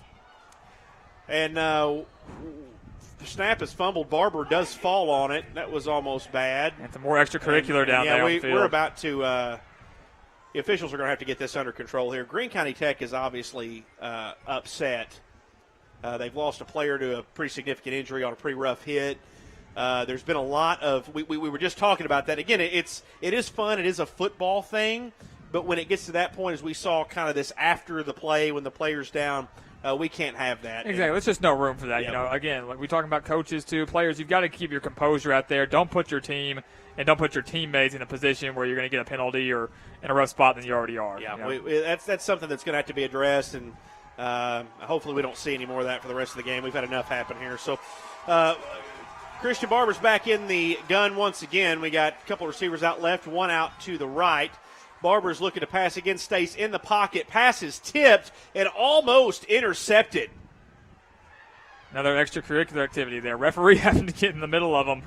Yeah, this definitely needs to get put under control here. And granted, the referees aren't choosing to throw flags here. Looks like Barber's arm was hit on that throw, so that was good defense there by Westside. But, yeah, again, we've gotten to the point the last 3 plays we have seen a scuffle between these two teams. And again, there's the history there. We know that. And the officials, and I like what they're going to do here. The official called timeout, and he's going to just let everybody settle down for just a minute. I believe this was an official's timeout. I don't think either team has called timeout. I believe you're right. I believe it was. And they need to do this. They need to calm things down, have a word with the players. They're clearly having a word with the coaches on the west side end. Just trying to settle things down here early on in this third quarter. Yeah, and I saw the official kind of pointed to both shoulders. And again, just, take a breath. Let's get this thing back on the rails here, guys. We can't have a fist fight break out. But I'm going to tell you, the last 3 plays, we have seen extracurricular activities after the snap or after the play was down, and that's not what we want, especially after what happened earlier. Exactly. And we know what's going on there, but again, there's going to be trips to the right when Greene County Tech sets back up in the offense. Well, this is that 4th down stop that Westside needs. They get a stop here, and they have a chance to cut into this deficit, but they've got to get off the field, something they've been unable to do. 4th down, Greene County Tech's got the cowbells out. Barber rolls to the right, got a man chasing, hits his open man. Great poise in the pocket by Christian Barber to throw on the run. 2 great passes by Christian Barber on this drive. Again, it's that sprint out that I think Westside's really struggling with. Watch this here. Throws on the run. Got a receiver right there in the gap. That was Zane Stricker. Great throw and catch. Hits him right in the numbers. And, that's just another long 4th down conversion that Westside gave up. This defense, they are breaking. They've bent a lot, and they are finally breaking, and that's just not good. And I like kind of what I'm seeing now at Greene County Tech. They're taking some of that frustration and maybe hurt and they seem to be putting that towards some positive energy now. Kind of getting fired up, moving the ball forward. I like where they're at now. We've got a timeout taken by Westside. We're going to take a commercial break. Greene County Tech leads 20-7. We'll be right back here on Tubetown. At Ritter Communications, we're dedicated to being a caring community partner. We invest in the communities we serve by supporting local nonprofits, academic programs, local athletics, and events that bring us together. We create the connections that strengthen our communities. Ritter Communications, right by you. And welcome back to Westside Warriors football on Tubetown, presented by Denver's Refrigeration. Also, ASU TV tonight here running our production set up. We are happy they're here with us. We are certainly having a good time with everybody. Great crew here with us tonight. Greene County Tech leads 20-7, and they are knocking on the door once again on the 10-yard line. Great ball movement, great passing from Christian Barber so far. That was a turnover on down, Blake. It looks like they didn't pick up that first down. Westside's got the ball goodness. here. Okay, wow. I apologize for missing that one. And just like that, Cameron Hedger's headed the other way. Boy, I thought he got that. I thought that was close, but I think it was just a little bit close there. Field, yeah, it did flip the field. It's a long way away from us. We're kind of on the opposite side of the press box, but we do apologize.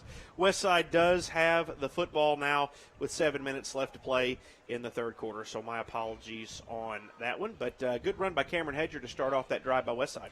So Westside gets the stop they needed that we talked about right before halftime, and now they have an opportunity to go down there and try to cut into this deficit here, but a long ways to go. They started the drive on their own 7, so we got to go 93 yards for Westside to cut into this and make this a game again. And Westside going 93 yards could eat up every bit of that 6 minutes and 18 seconds left in the third, plus some into the fourth. So absolutely, they need 2 scores here, and that is not what they wanted on that one. An immediate stop by Greene County Tech as they shut down that run play immediately. Yeah, again, just that pressure up front. They are clogging the gaps, Greene County Tech is, and again, right there, a second ago, we saw Cameron Hedger get a decent run on the outside, and that continues to be working for the Warriors. So we're not seeing much of the outside runs. We obviously haven't seen many passes, but running up the gut, one way or another, with this power offense, it's just not working. They've got to get something switching up here as time continues to wind down. Got an offsides, looks like, coming from Greene County Tech there. Looks like the defensive end jumped offsides. That's a way to get some yards. It's an easy way to do it. Didn't even have to run a play. So we'll march 10 off here with 5:36 left to play in the third. And I think you're to a point. And it could depend on how quick this drive would end for Westside, but you're starting to feel like they got to have a touchdown here. Well, they do. I mean, it's touchdown or bust. You're not going to settle for a field goal. And I'm beginning to think that if you can get to about the 40-yard line here, your own 40, it's going to be 4-down territory if you're Westside. You can't keep giving the ball back to Greene County Tech. Ball is on the ground. Looked like a fumbled snap. Looks like it is picked up by the Warriors, so they dodge a bullet there. That would have been a disaster, a turnover at that point. You talk about another change in momentum. I still think it's on the Eagles' side here, but it would have been all Eagles if they gotten that fumble. 5:36 left. And no time ran off on that play. Yeah, second down and 5 for the Warriors. Oh, they need something. Seems just like they need a big play. I mean, we had the opener by Cameron Hedger, and that's pretty well been it for them. It's ball out right side, and the Eagles' defense is just swarming right now. Swarming. I mean, they are all over the football at this point. Great defense for them. Nowhere on the run play that time. They did go outside, but it went nowhere.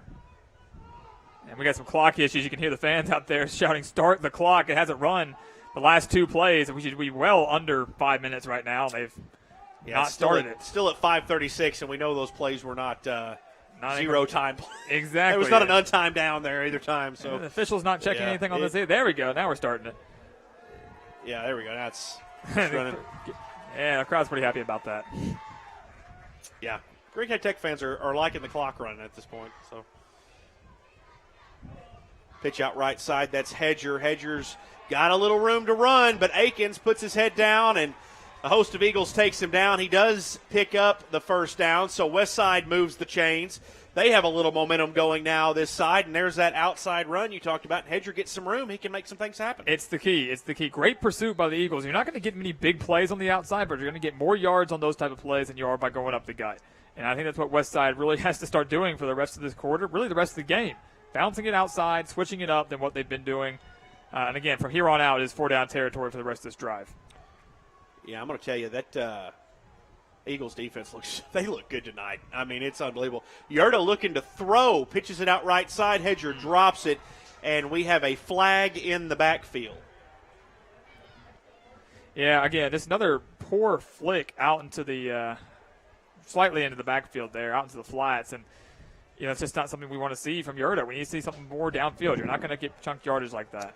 Holding on Westside, so wouldn't have mattered anyways. A big chunk of change. No, it would not have mattered. But you've seen this a couple of times now. Let's go back to that because that's a critical part of this offense for Westside is if Yerta can throw the ball. He's looking downfield, and there's nothing there. There's only one receiver downfield. Right. And so what he's doing is he's checking down to that little kick-out pass. And that could be an okay option, especially you get Hedger some space. But he hasn't really thrown that pass all that well either time. No, both times when out in the flats he has struggled. That one, he led his receiver just a little bit. It would have worked out well. But, again, Greene County Tech was already pursuing that play. It wouldn't have gone for much. So we haven't seen an opportunity for Yerta to really drop back, set his feet, square up, and take a shot. And I don't know if we're going to get to see that tonight. And I will say, young quarterback, that's not as easy as a pass as it looks on television. No. You've got to put it in the right spot because if not, you get the halfback kind of turned around. You get the receiver turned around. And there's a run play. This one is by Michael Ivey, and he fights ahead. That was a tough guy run there for Ivey. Tough run and picks up those penalty yards again. So, again, second manageable. They got, again, three tries here because it is 4-down territory, but that was one of the better runs of the night. Look, we got a cramp here by an Eagle player. He's trying to stretch that toe out. And I will say, you're going to see, the last two easily could have been cramps that we've seen from Greene County Tech. It's a hot night. It's muggy. We talked about how beautiful that sunset was out there. But, you and I, Blake, we're up here in the booth. Got the AC going, feeling pretty good. But it's pretty hot and muggy out there on the field. And it is. I'm surprised we've not seen more of this. First game of the season. These guys have been practicing out in the heat some, but you do tend to see this. He was stretching that foot. You can see the trainer stretching. As bad as that hurts, that is good news. We don't typically speculate on injuries, but that is a cramp. I can identify that. You don't need to be a medical doctor to identify that as a cramp. I will say this. So Dallas Grimes was carried off the field earlier with an apparent lower body injury. He is still on the trainer's table closest to us with his pads off. So we've seen the last of him tonight. Hope he's okay. And, again, we do not have any information on the player that was taken off via ambulance after the hit to start this half. But if we do get anything, we will pass that along. So it is 20-7 at this point. There's 4 minutes left in the third quarter. Westside's got 2nd down and 9 coming your way.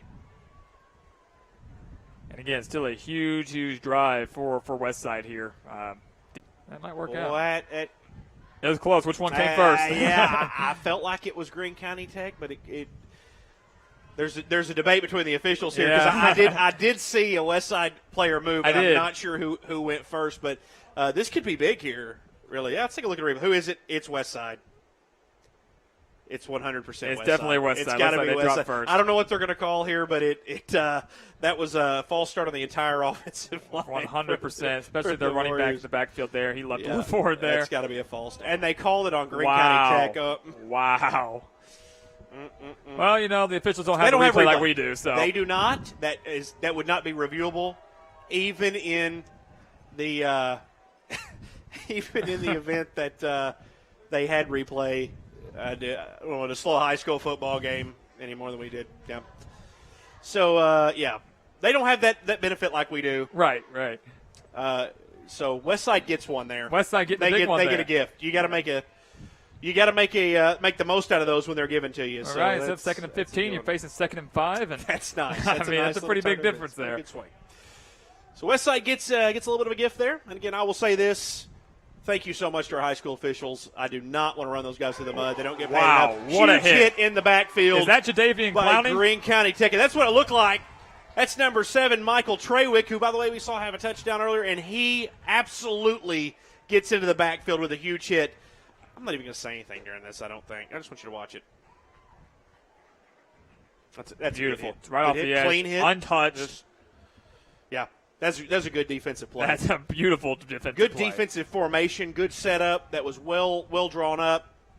That's exactly what you look for. And I like the response by Greene County Tech because that call went against them. They turn around, and then they respond well. Big answer right there. They've done a good job of that tonight because there's been a lot go on their sideline. Absolutely. 3rd down and 6 for Westside. Yurda's looking to pass, and he is going to be hit in the backfield. That's the one thing you can't have on 3rd and manageable. 3rd and 6, he's dropping back to pass. The first time we actually see him trying to stay in the pocket and do something, and now you put your team in a horrible situation. 4th and long.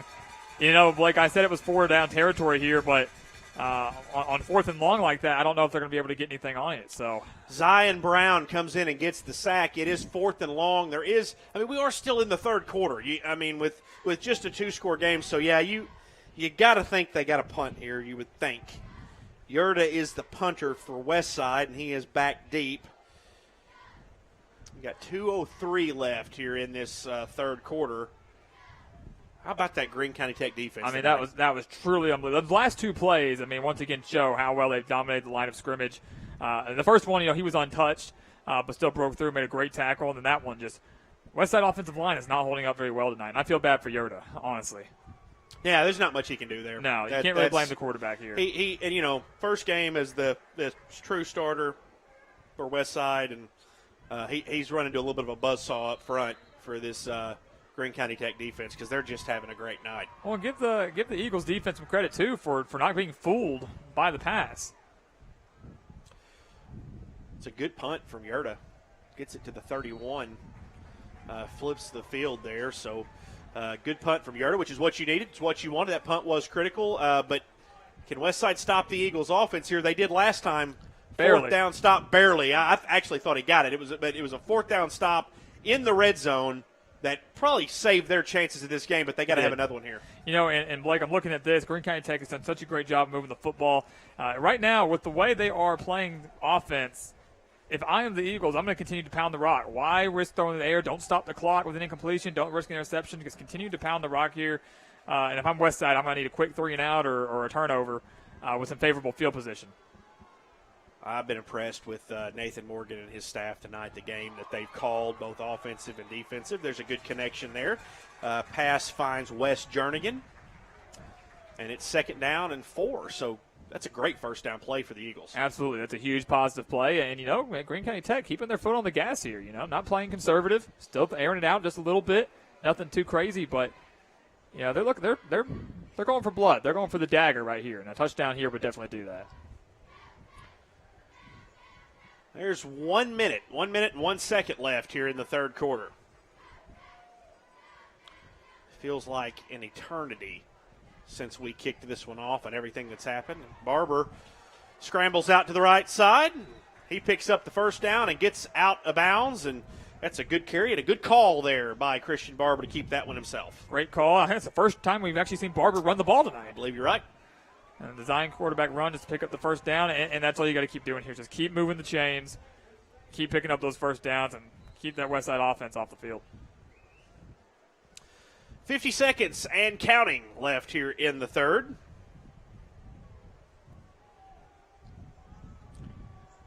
Eagles try to go up by 3 scores. Barber looks for a check from the sideline, does not get one. They stay in formation, trips to the left side. Handoff goes out to Gavin Shelton. Look at that Shelton speed. turns the corner, and he is turning his legs and going forward, and he is finally stopped after about a 15-yard gain at the 36-yard line. Look, Caleb Garish, that was just an unbelievable run. Could have been taken down in the backfield right there. Was nearly taken down by Connor Crane. Just outran him with a huge burst of speed and lowers the shoulder at the end. Solid tackle there. That was Caleb Garish on the carry there, not Gavin Shelton. My apologies, but we did have a flag on that flag on that on the far you're side, kidding. so this one is coming back. Wow, late flag. I definitely didn't see one early on. Yeah, it was on the far side of the field, Wow. so it's kind of behind the play a little bit. So that is negated, and Westside needed that. Oh, they definitely did. That was a Big heck of a time. run, huge burst of speed. That was one of those hard runs that you like to see. And again, nothing fancy, just bouncing it off to the outside. That was in the vicinity of about where the run broke loose, so makes sense. Would make sense. Makes Yep. sense. Yeah, sometimes those are well behind the play, and you kind of wonder, did it have anything to do with it? But that one was right about where he turned it upfield and went, so maybe a hold contributed to that. So we are backing up. We're going to probably end the third quarter here, would be my guess. And don't blame Greene County Tech at all for that. Nope. Clock is on their side at this point, and we are at the end of the third quarter. Greene County Tech holding on to a 20-7 lead. We'll be right back.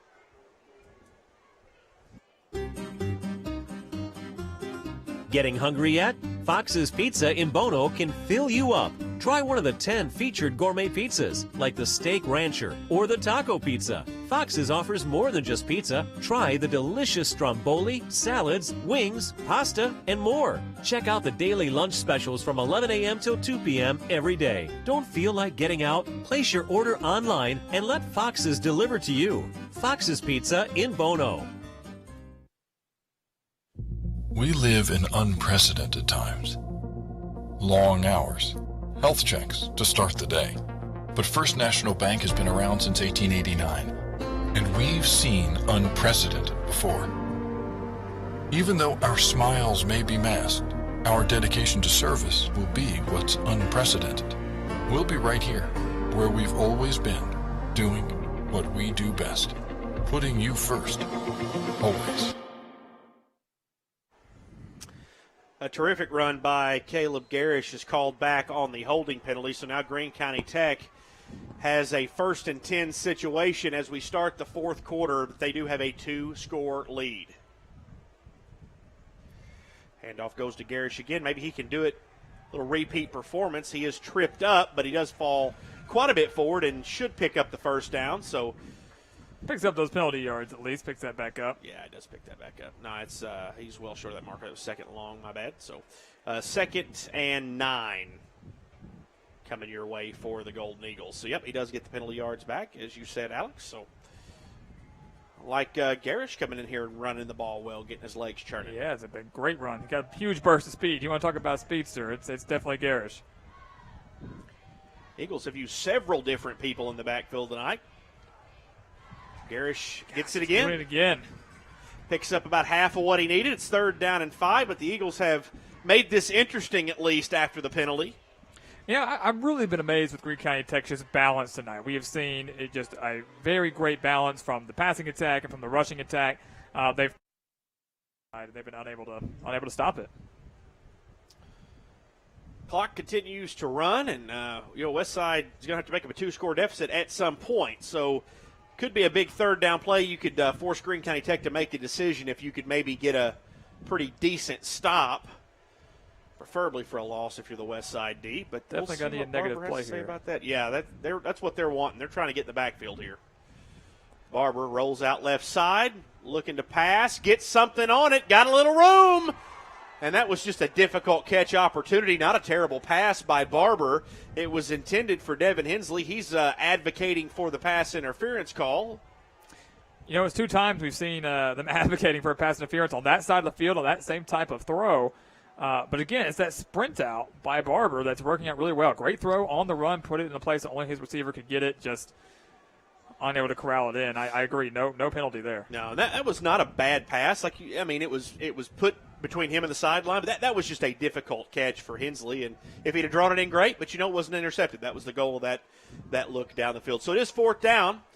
Greene County Tech appears to be going for it. They're in the gun. They do have a tailback in the game. That's Akins. Flips it out left side, and he should get the first down. Westside swarms, and I think they're going to have it. So that's going to be a first down for Greene County Tech. Right at the marker, and that was a very different formation, a different play call from Greene County Tech, but an excellent one at that. And yes, definitely got the first down there. New set of downs coming your way. 10:29 left to play in the ball game, and Greene County Tech is rolling. just a lot going right for them. Really the last, even going back to about halfway through the second quarter. Yeah, once they got that first touchdown in, I think they finally felt settled in, felt confident enough, and really the game changed for me when Westside fumbled. I know it was pretty early on, but that gave Greene County Tech that momentum back. Goes to Garish again this time as he's back in the game, and he moves ahead and picks up about a yard, 2nd and 9. And that just shows you some strength of Garish, though. I mean, he got hit in the backfield still. I mean, look, a yard's not a whole lot, but when you get popped in the backfield like that and still drag the defender for a yard or two, you're a pretty physical runner. Positive yardage, not negative yardage. Exactly. And those are the type of yards that could have easily have been a stop in the backfield. But absolutely, Garish did rumble ahead. We've seen him several times in the last few minutes in this ball game, and he is still on the field now for the Eagles.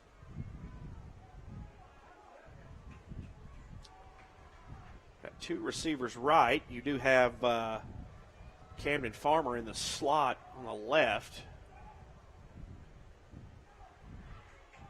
That's a pass out right side. Goes to Jernigan, and that is good defense there for Westside as they are all over that screen pass. Finally seeing a good tackle from Westside. Great way to wrap up around the legs, take him down.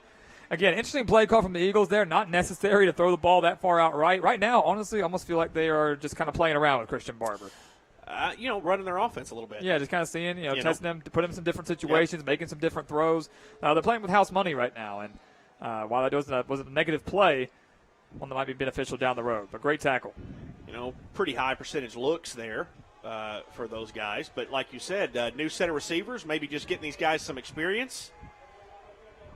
It's entirely possible, too, that they'd like to get another score or two, maybe make a little bit of a statement here. Well, that's what I'm thinking. I mean, year after getting a shutout, go out there, win by 20, 3 possessions, somewhere around there. Another big statement in this series. And we do have a timeout called on the field with 8:41 left to play in this quarter. Greene County Tech leads it 20-7. We're going to keep you right here through this break. And I'll tell you, no scoring so far here in this second half, but a lot has happened. A lot has happened. Been very eventful again. Still thoughts and prayers out with that young player that got hurt right at the beginning of the second half. And we've really just seen both these teams just kind of trade uneventful series, uneventful drives.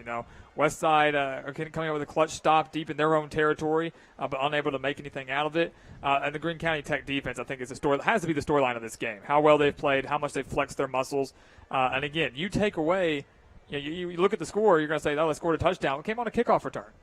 You have not seen much of this Westside offense doing anything at all tonight, and that's all in credit due to the Eagles' defense. It's been truly unbelievable. That was one of our keys to the game coming into this, and you look at Greene County Tech, this team can win some games here.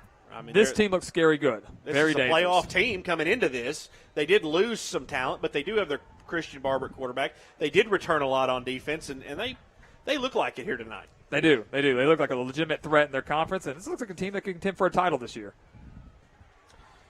Barber throws out right side. Another high percentage pass. Does pick up some yards. Doesn't quite get there, so we're at a 4th down situation, and I bet the Eagles are punting here from what it looks like to me. Yeah, this is a 4th and long after that negative play on 3rd or 2nd down. Why not try to pin them deep? We know that Westside can't take a long, sustained drive here. Don't give them good field position right at the 50. I would definitely punt. Eagles have been aggressive despite having the lead here in the 4th quarter, but they're going to go ahead and go for the punt. Hedger is back deep to receive. And another in the backfield for Westside. Maybe Gus Yerta back there. Sure. Beautiful punt. That is, beautiful punt. Montana Neely back, and that is a great punt, and the Eagles swallow it at the 1-yard line. Wow. And you want to talk about a huge punt. Perhaps a dagger of a punt.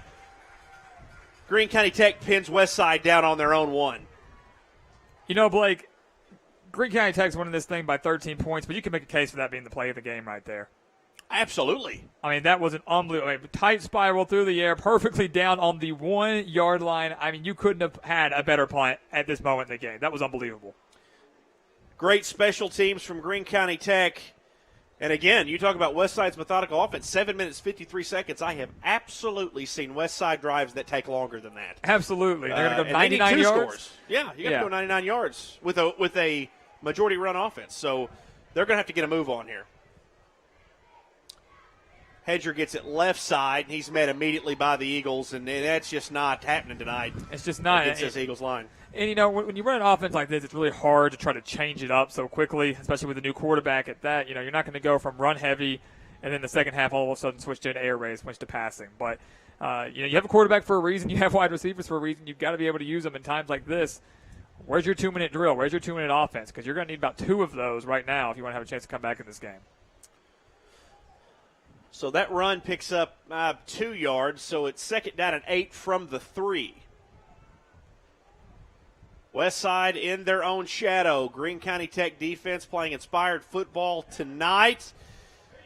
And that's good defense again. Connor Crane trying to get around the edge. Really only had one man to beat, but Zion Brown just takes him down by the waist. This Eagles defense is just, it's ferocious. It's unbelievable. I mean, look at the speed off of the edge to get Crane down the ground. Nearly stripped the ball from him. And Crane wanted a late hit there. I don't know if I would call that. It looked like he not too intentional there, but just the speed off the edge from the Eagles tonight has been unbelievable. You want to hit them up the gut, they're going to stop you. You want to go outside, they're going to stop you. And we all know you're not going to beat them through the air. So it's unreal.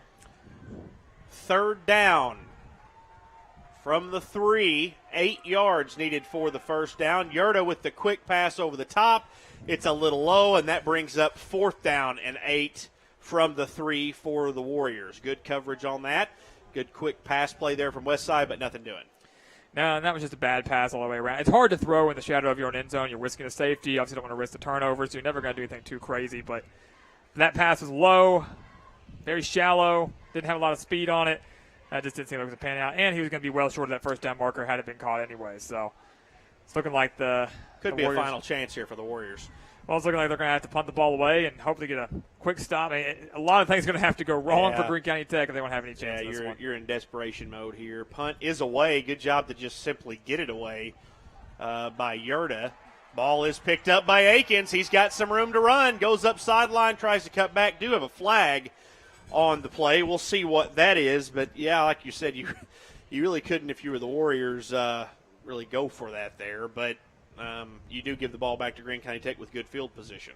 And I think that really is the dagger. That punt did it. You know, maybe Westside comes out with a different tactic if that punt had been a touchback. Obviously, had they gotten stopped, they could pin them a little bit deeper. But with a solid return there, despite the penalty, solid return and that punt being down to 1, that was just not a recipe for success for Westside there. Yeah, Yurda did get it away, which was pretty impressive considering the traffic that was back there. But Akins gets a good return. There was laundry on the field. So this is going to come back quite a bit, which is that's good news for Westside. You had to have that, really. You did. I mean, just to give yourself a small sliver of hope. There's not much there, but, you know, starting your drive on about the 35-yard line versus inside the red zone is huge. So Westside, again, they're going to have to create some negative plays and force a turnover. Something that we really haven't seen from either team since that first quarter. No, saw 2 back-to-back, and we've not seen that since then. So Westside's trying to put a hat on the football at this point. And clock is on Greene County Tech side. 6:08 left to play in this game. So Barber gets set in the gun. Got one back in the backfield with him. He's going to throw it. Passes nearly intercepted there off the tip. Stops the clock. And again, I can't help but wonder if Greene County Tech's just, again, getting Barber some reps, trying to build some chemistry with these new receivers. Again, they're not in any urgent need to score. The defense has been playing lights out. So I feel like now there's, you know, it's all a test. It's all practice from here on out. Everything's firmly in your hands at this point. But if your Westside does open the door to you, you know, you could get you an interception, quick pick, something like that. And Greene County Tech's giving them the opportunity, and we're going to have a flag. And I look like maybe an offsides on Westside there. Great discipline by that Greene County Tech offensive line. Again, all comes back to winning that battle in the trenches, not just physically but mentally as well. Here we go. Oh, yeah. Didn't even move. Hard count got him there. He was frustrated with himself. Young man, you know, you expect – you don't want to do that. You don't want to be that guy in a big situation, but that's tough. No, it's tough at this level, especially with a hard count. 6:03 left to play in the game.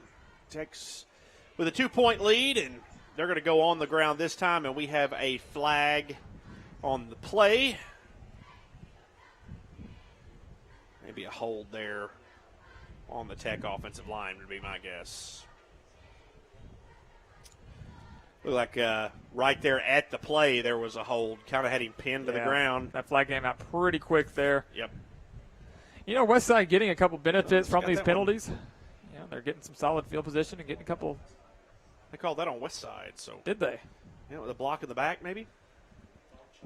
Yep, penalty is on Westside. So, well, they didn't need that. So that's going to be a first down. Take back my last comment. Yeah, it should be a first down. I believe should give them the yardage. Yep, and absolutely will. So there's the 10 yards marched off, which takes them past the first down marker.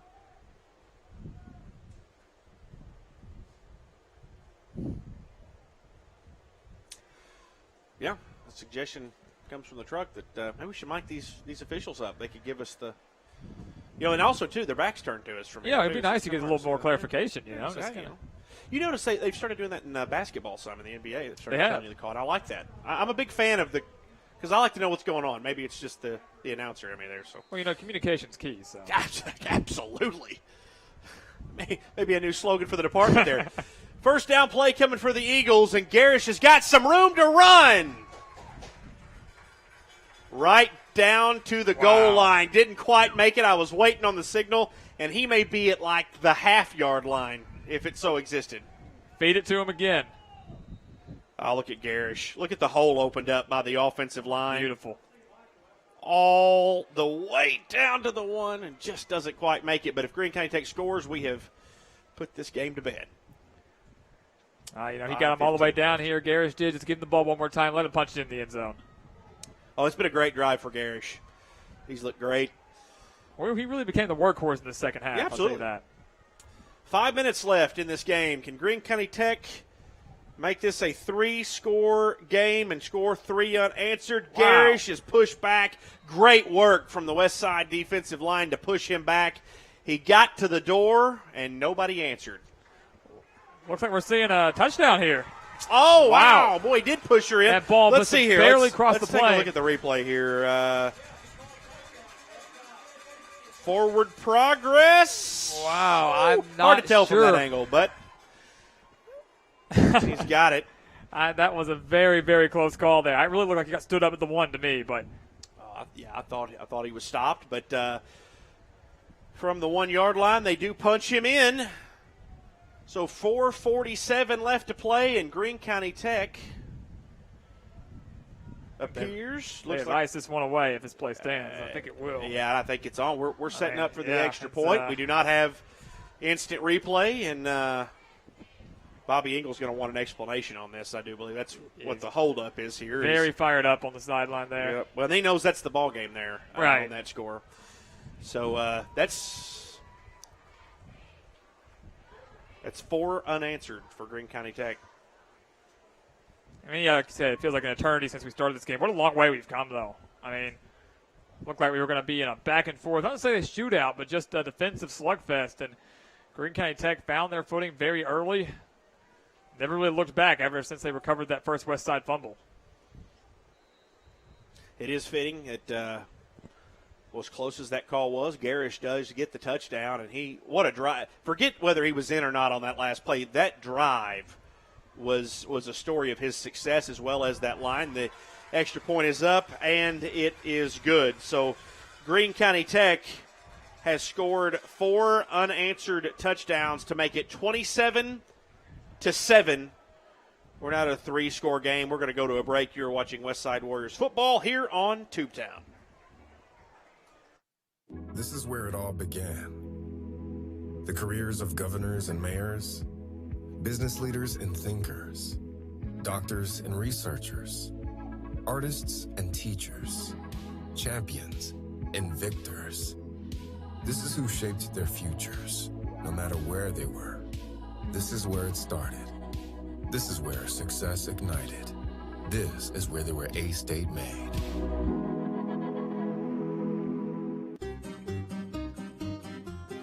Getting hungry yet? Fox's Pizza in Bono can fill you up. Try one of the 10 featured gourmet pizzas, like the Steak Rancher or the Taco Pizza. Fox's offers more than just pizza. Try the delicious stromboli, salads, wings, pasta, and more. Check out the daily lunch specials from 11 a.m. till 2 p.m. every day. Don't feel like getting out? Place your order online and let Fox's deliver to you. Fox's Pizza in Bono. Taking a look at the Westside sideline there, where they have gone down by 3 scores here and have given up 4 unanswered touchdowns to Greene County Tech, who has just really played inspired football this entire game, as the opening kickoff is fumbled and stopped immediately.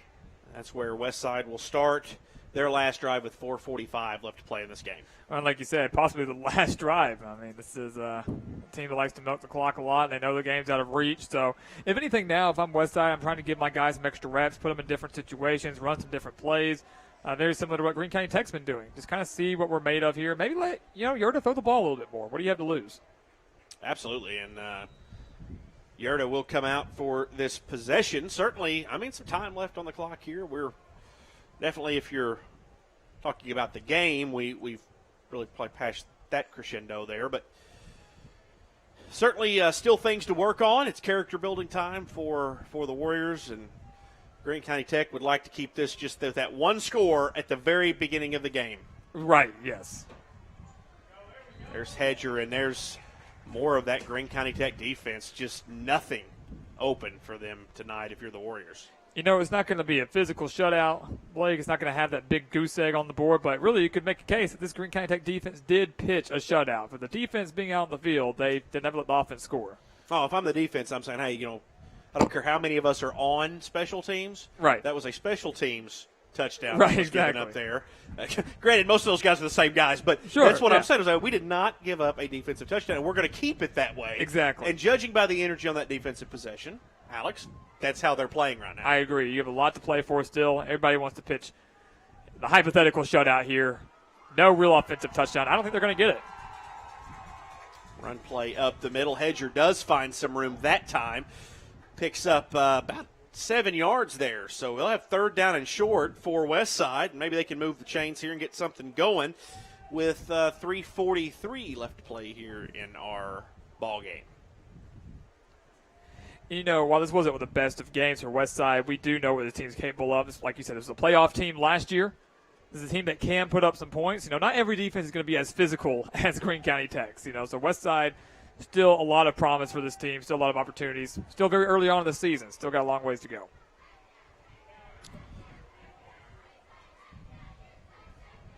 Third and about 4 for the Warriors. Yerta on the keeper, and there's just nothing there. That almost looked like a busted play. I don't know exactly what happened there. Did a bit of a 360 for Yerta, but, yeah, nothing there at all. Nothing doing for this team.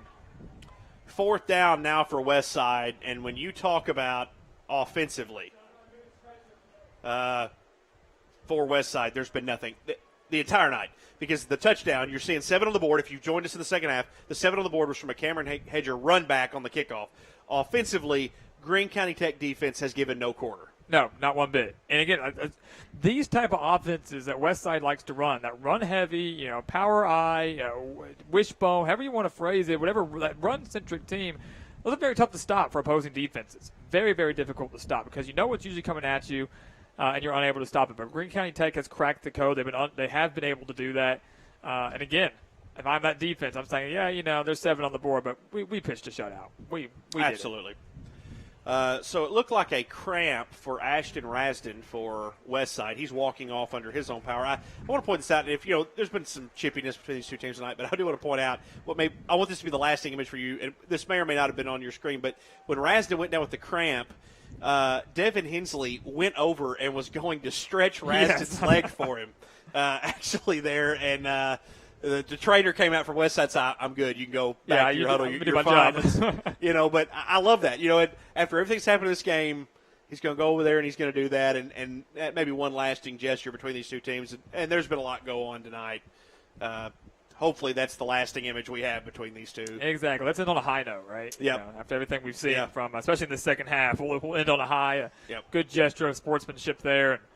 kind of move on with the rest of our night. But, yeah, I mean, I didn't see that. I can hear the coaches next to us were getting a kick out of that, too. It was pretty good. I was watching. I said, he's going to stretch his leg for him, and he tried. The trainer just beat him to it. He was going to do it. He was all in. So I love that. That's, again, it's good sportsmanship there at the end. What has been a chippy game, and big kudos to Devin Hensley there for doing the right thing. And again, hope Ashton Razzie get those cramps underway. Maybe finish this one out with us. Goes to Hedger. Hedger's got some room, and he may be breaking away. Cameron Hedger. There goes that defensive shutout as Hedger shuts it down. Touchdown, Westside Warriors. Wow. So Cameron Hedger going to be responsible for both of the Westside touchdowns tonight. Both huge plays. And just look at that hole that opened up on the left side. Probably the best push from this Westside offensive line we've seen all night. That little burst of speed. A little dagger there to get that extra touchdown. Little too late, but still probably the best highlight of the night for Westside. It is too late. But, boy, you just got the sense that Westside might have needed that. I mean, they might have just needed that. Right, yeah. So they're going to go for two. Why not? Yerda going to be under center. A little bit of a wing T formation here for you. Diamond. Goes to Hedger again. Why not? Yeah, Bust up the middle. It looks like. Waiting on the call, and he did get it. So the 2-point conversion is good. 27-15 will be our score. And how about Cameron Hedger? Done every bit of the offense for Westside tonight, including the 2-point conversion. Responsible for a full 15 points tonight, or 14, I guess, if you don't want to count that extra point. But still, what a night for Cameron Hedger. And again, you got the sense that they needed that. I mean, that's not going to bring them back. They're not going to win this game. No. But as you turn the page, because that's what you do now, and Bobby Ingles' crews have been as good as anybody at turning the page. You have that. You have high points, and you look at that, and you move on to Brooklyn next week. So, but that helps you there that you didn't get shut out offensively. Well, it's a confidence booster, I mean, we were able to find a Greene County Tech defense that, sometimes say, they let up a little bit, but clearly they were not. They were still playing as physical as they had since the beginning of the game. And it's a confidence booster to say, hey, we can do this. We have the capability to score. The offense isn't broken. The opportunities are there. And again, like we said, that Brooklyn, Hoxie, the next few games that Westside has up to face, those teams are going to be like Greene County Tech defensively. So that's a little bit of momentum, even though despite the loss, to carry into next week. Oh, this is a good defensive team that you're facing from a conference above you, a classification above you, and you're seeing that, and that's on display. Greene County Tech has a good defense, and I think you got to tip your hat to them if you're a Warriors fan or a player, and there's things to work on. But ultimately, this Eagles defense has been tough, and Hedger, the only person able to beat it. Onside kick from Westside, and it was close. It was a good onside kick, but it is recovered by the Eagles, and that it was picked up by Levi Compton on the hands team. Yeah, that was really close and an interesting onside kick. Just right up the middle. Greene County Tech obviously could have run up and gotten it. They don't have to wait for it to go 10 yards, unlike Westside, but end up falling on that right around midfield. I think they're going to be able to run out the clock here, obviously.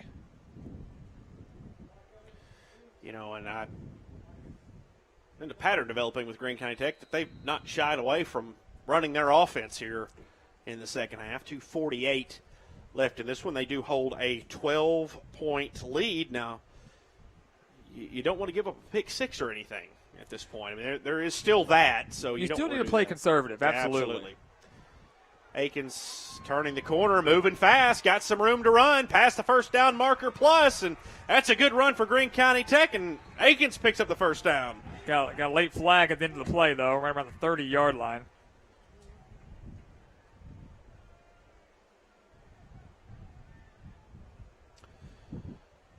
If we can get a call here, flag was up ahead of the play. It was a first down for Greene County Tech, and we'll see which direction this moved. Greene County Tech acts like they want to back up maybe, so we'll see. Unsportsmanlike conduct on Greene County Tech there.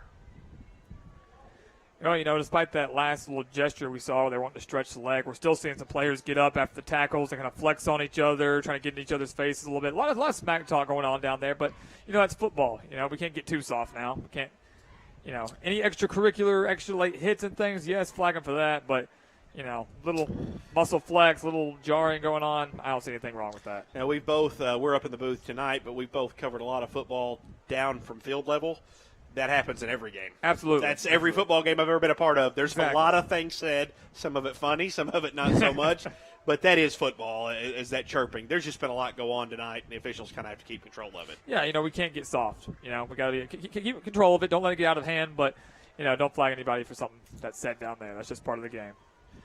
Some of the worst things I have ever heard, I've heard from players talking to each other on the football field. Not necessarily at the high school level. No, across the board. You're right. But, you at the collegiate level, professional level, you will hear some stuff. And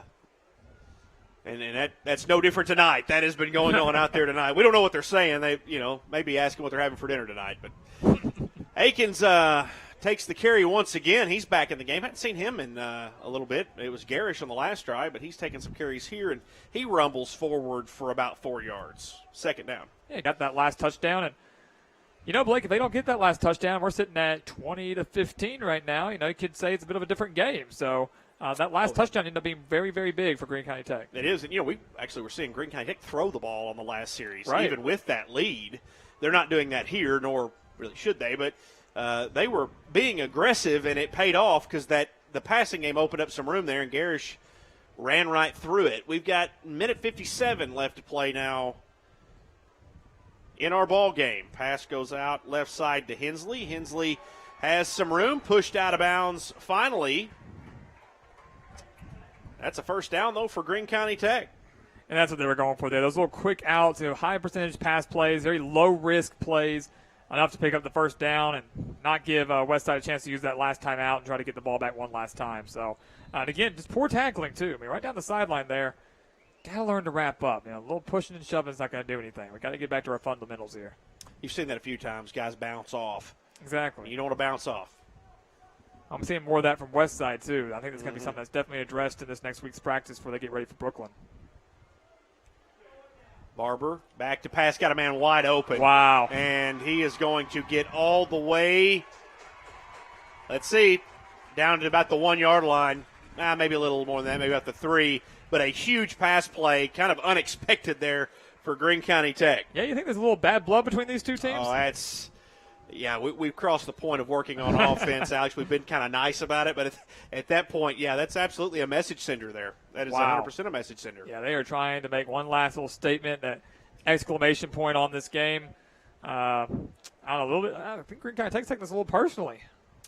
Well, you see what happened earlier in that game. There's no question that there was a rough hit on one of their guys, got taken off in an ambulance. Then there was some chippiness after that, and we did. I thought it on the last drive. Right. I thought, they were throwing the football in a situation where they had the lead, but obviously, hey, you want to make a statement to somebody, that's the way you do it. Absolutely. Throw a pass play over the center, and you're going to send the message loud and clear. Yep.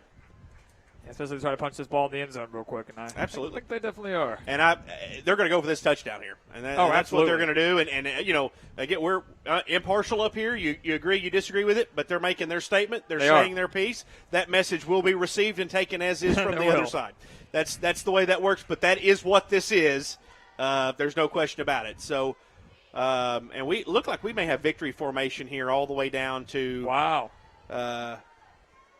Barber did run off, but he's back in the game. So we get all the way down to the 3, and we're going to go into victory formation with about a minute 15 left to play. From the 1 yard line. Again, that may be a little bit of a message too. It is a little bit. I agree. But either way, this one's going to come to an end. Barber does take the knee, and about a minute left to play.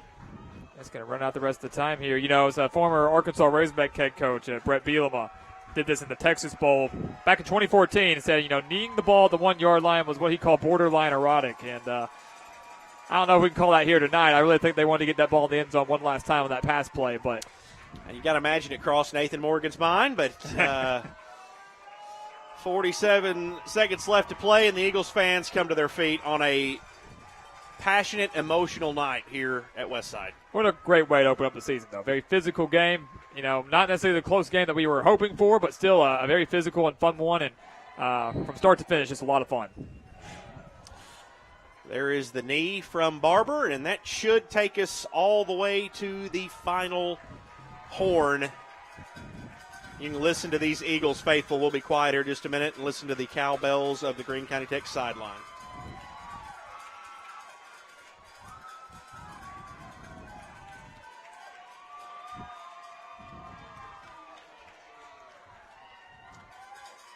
An emotional win for these guys. 27-15 is the final score. One of their players leaves on a stretcher and an ambulance, but they persevere. Chippiness between these two teams, and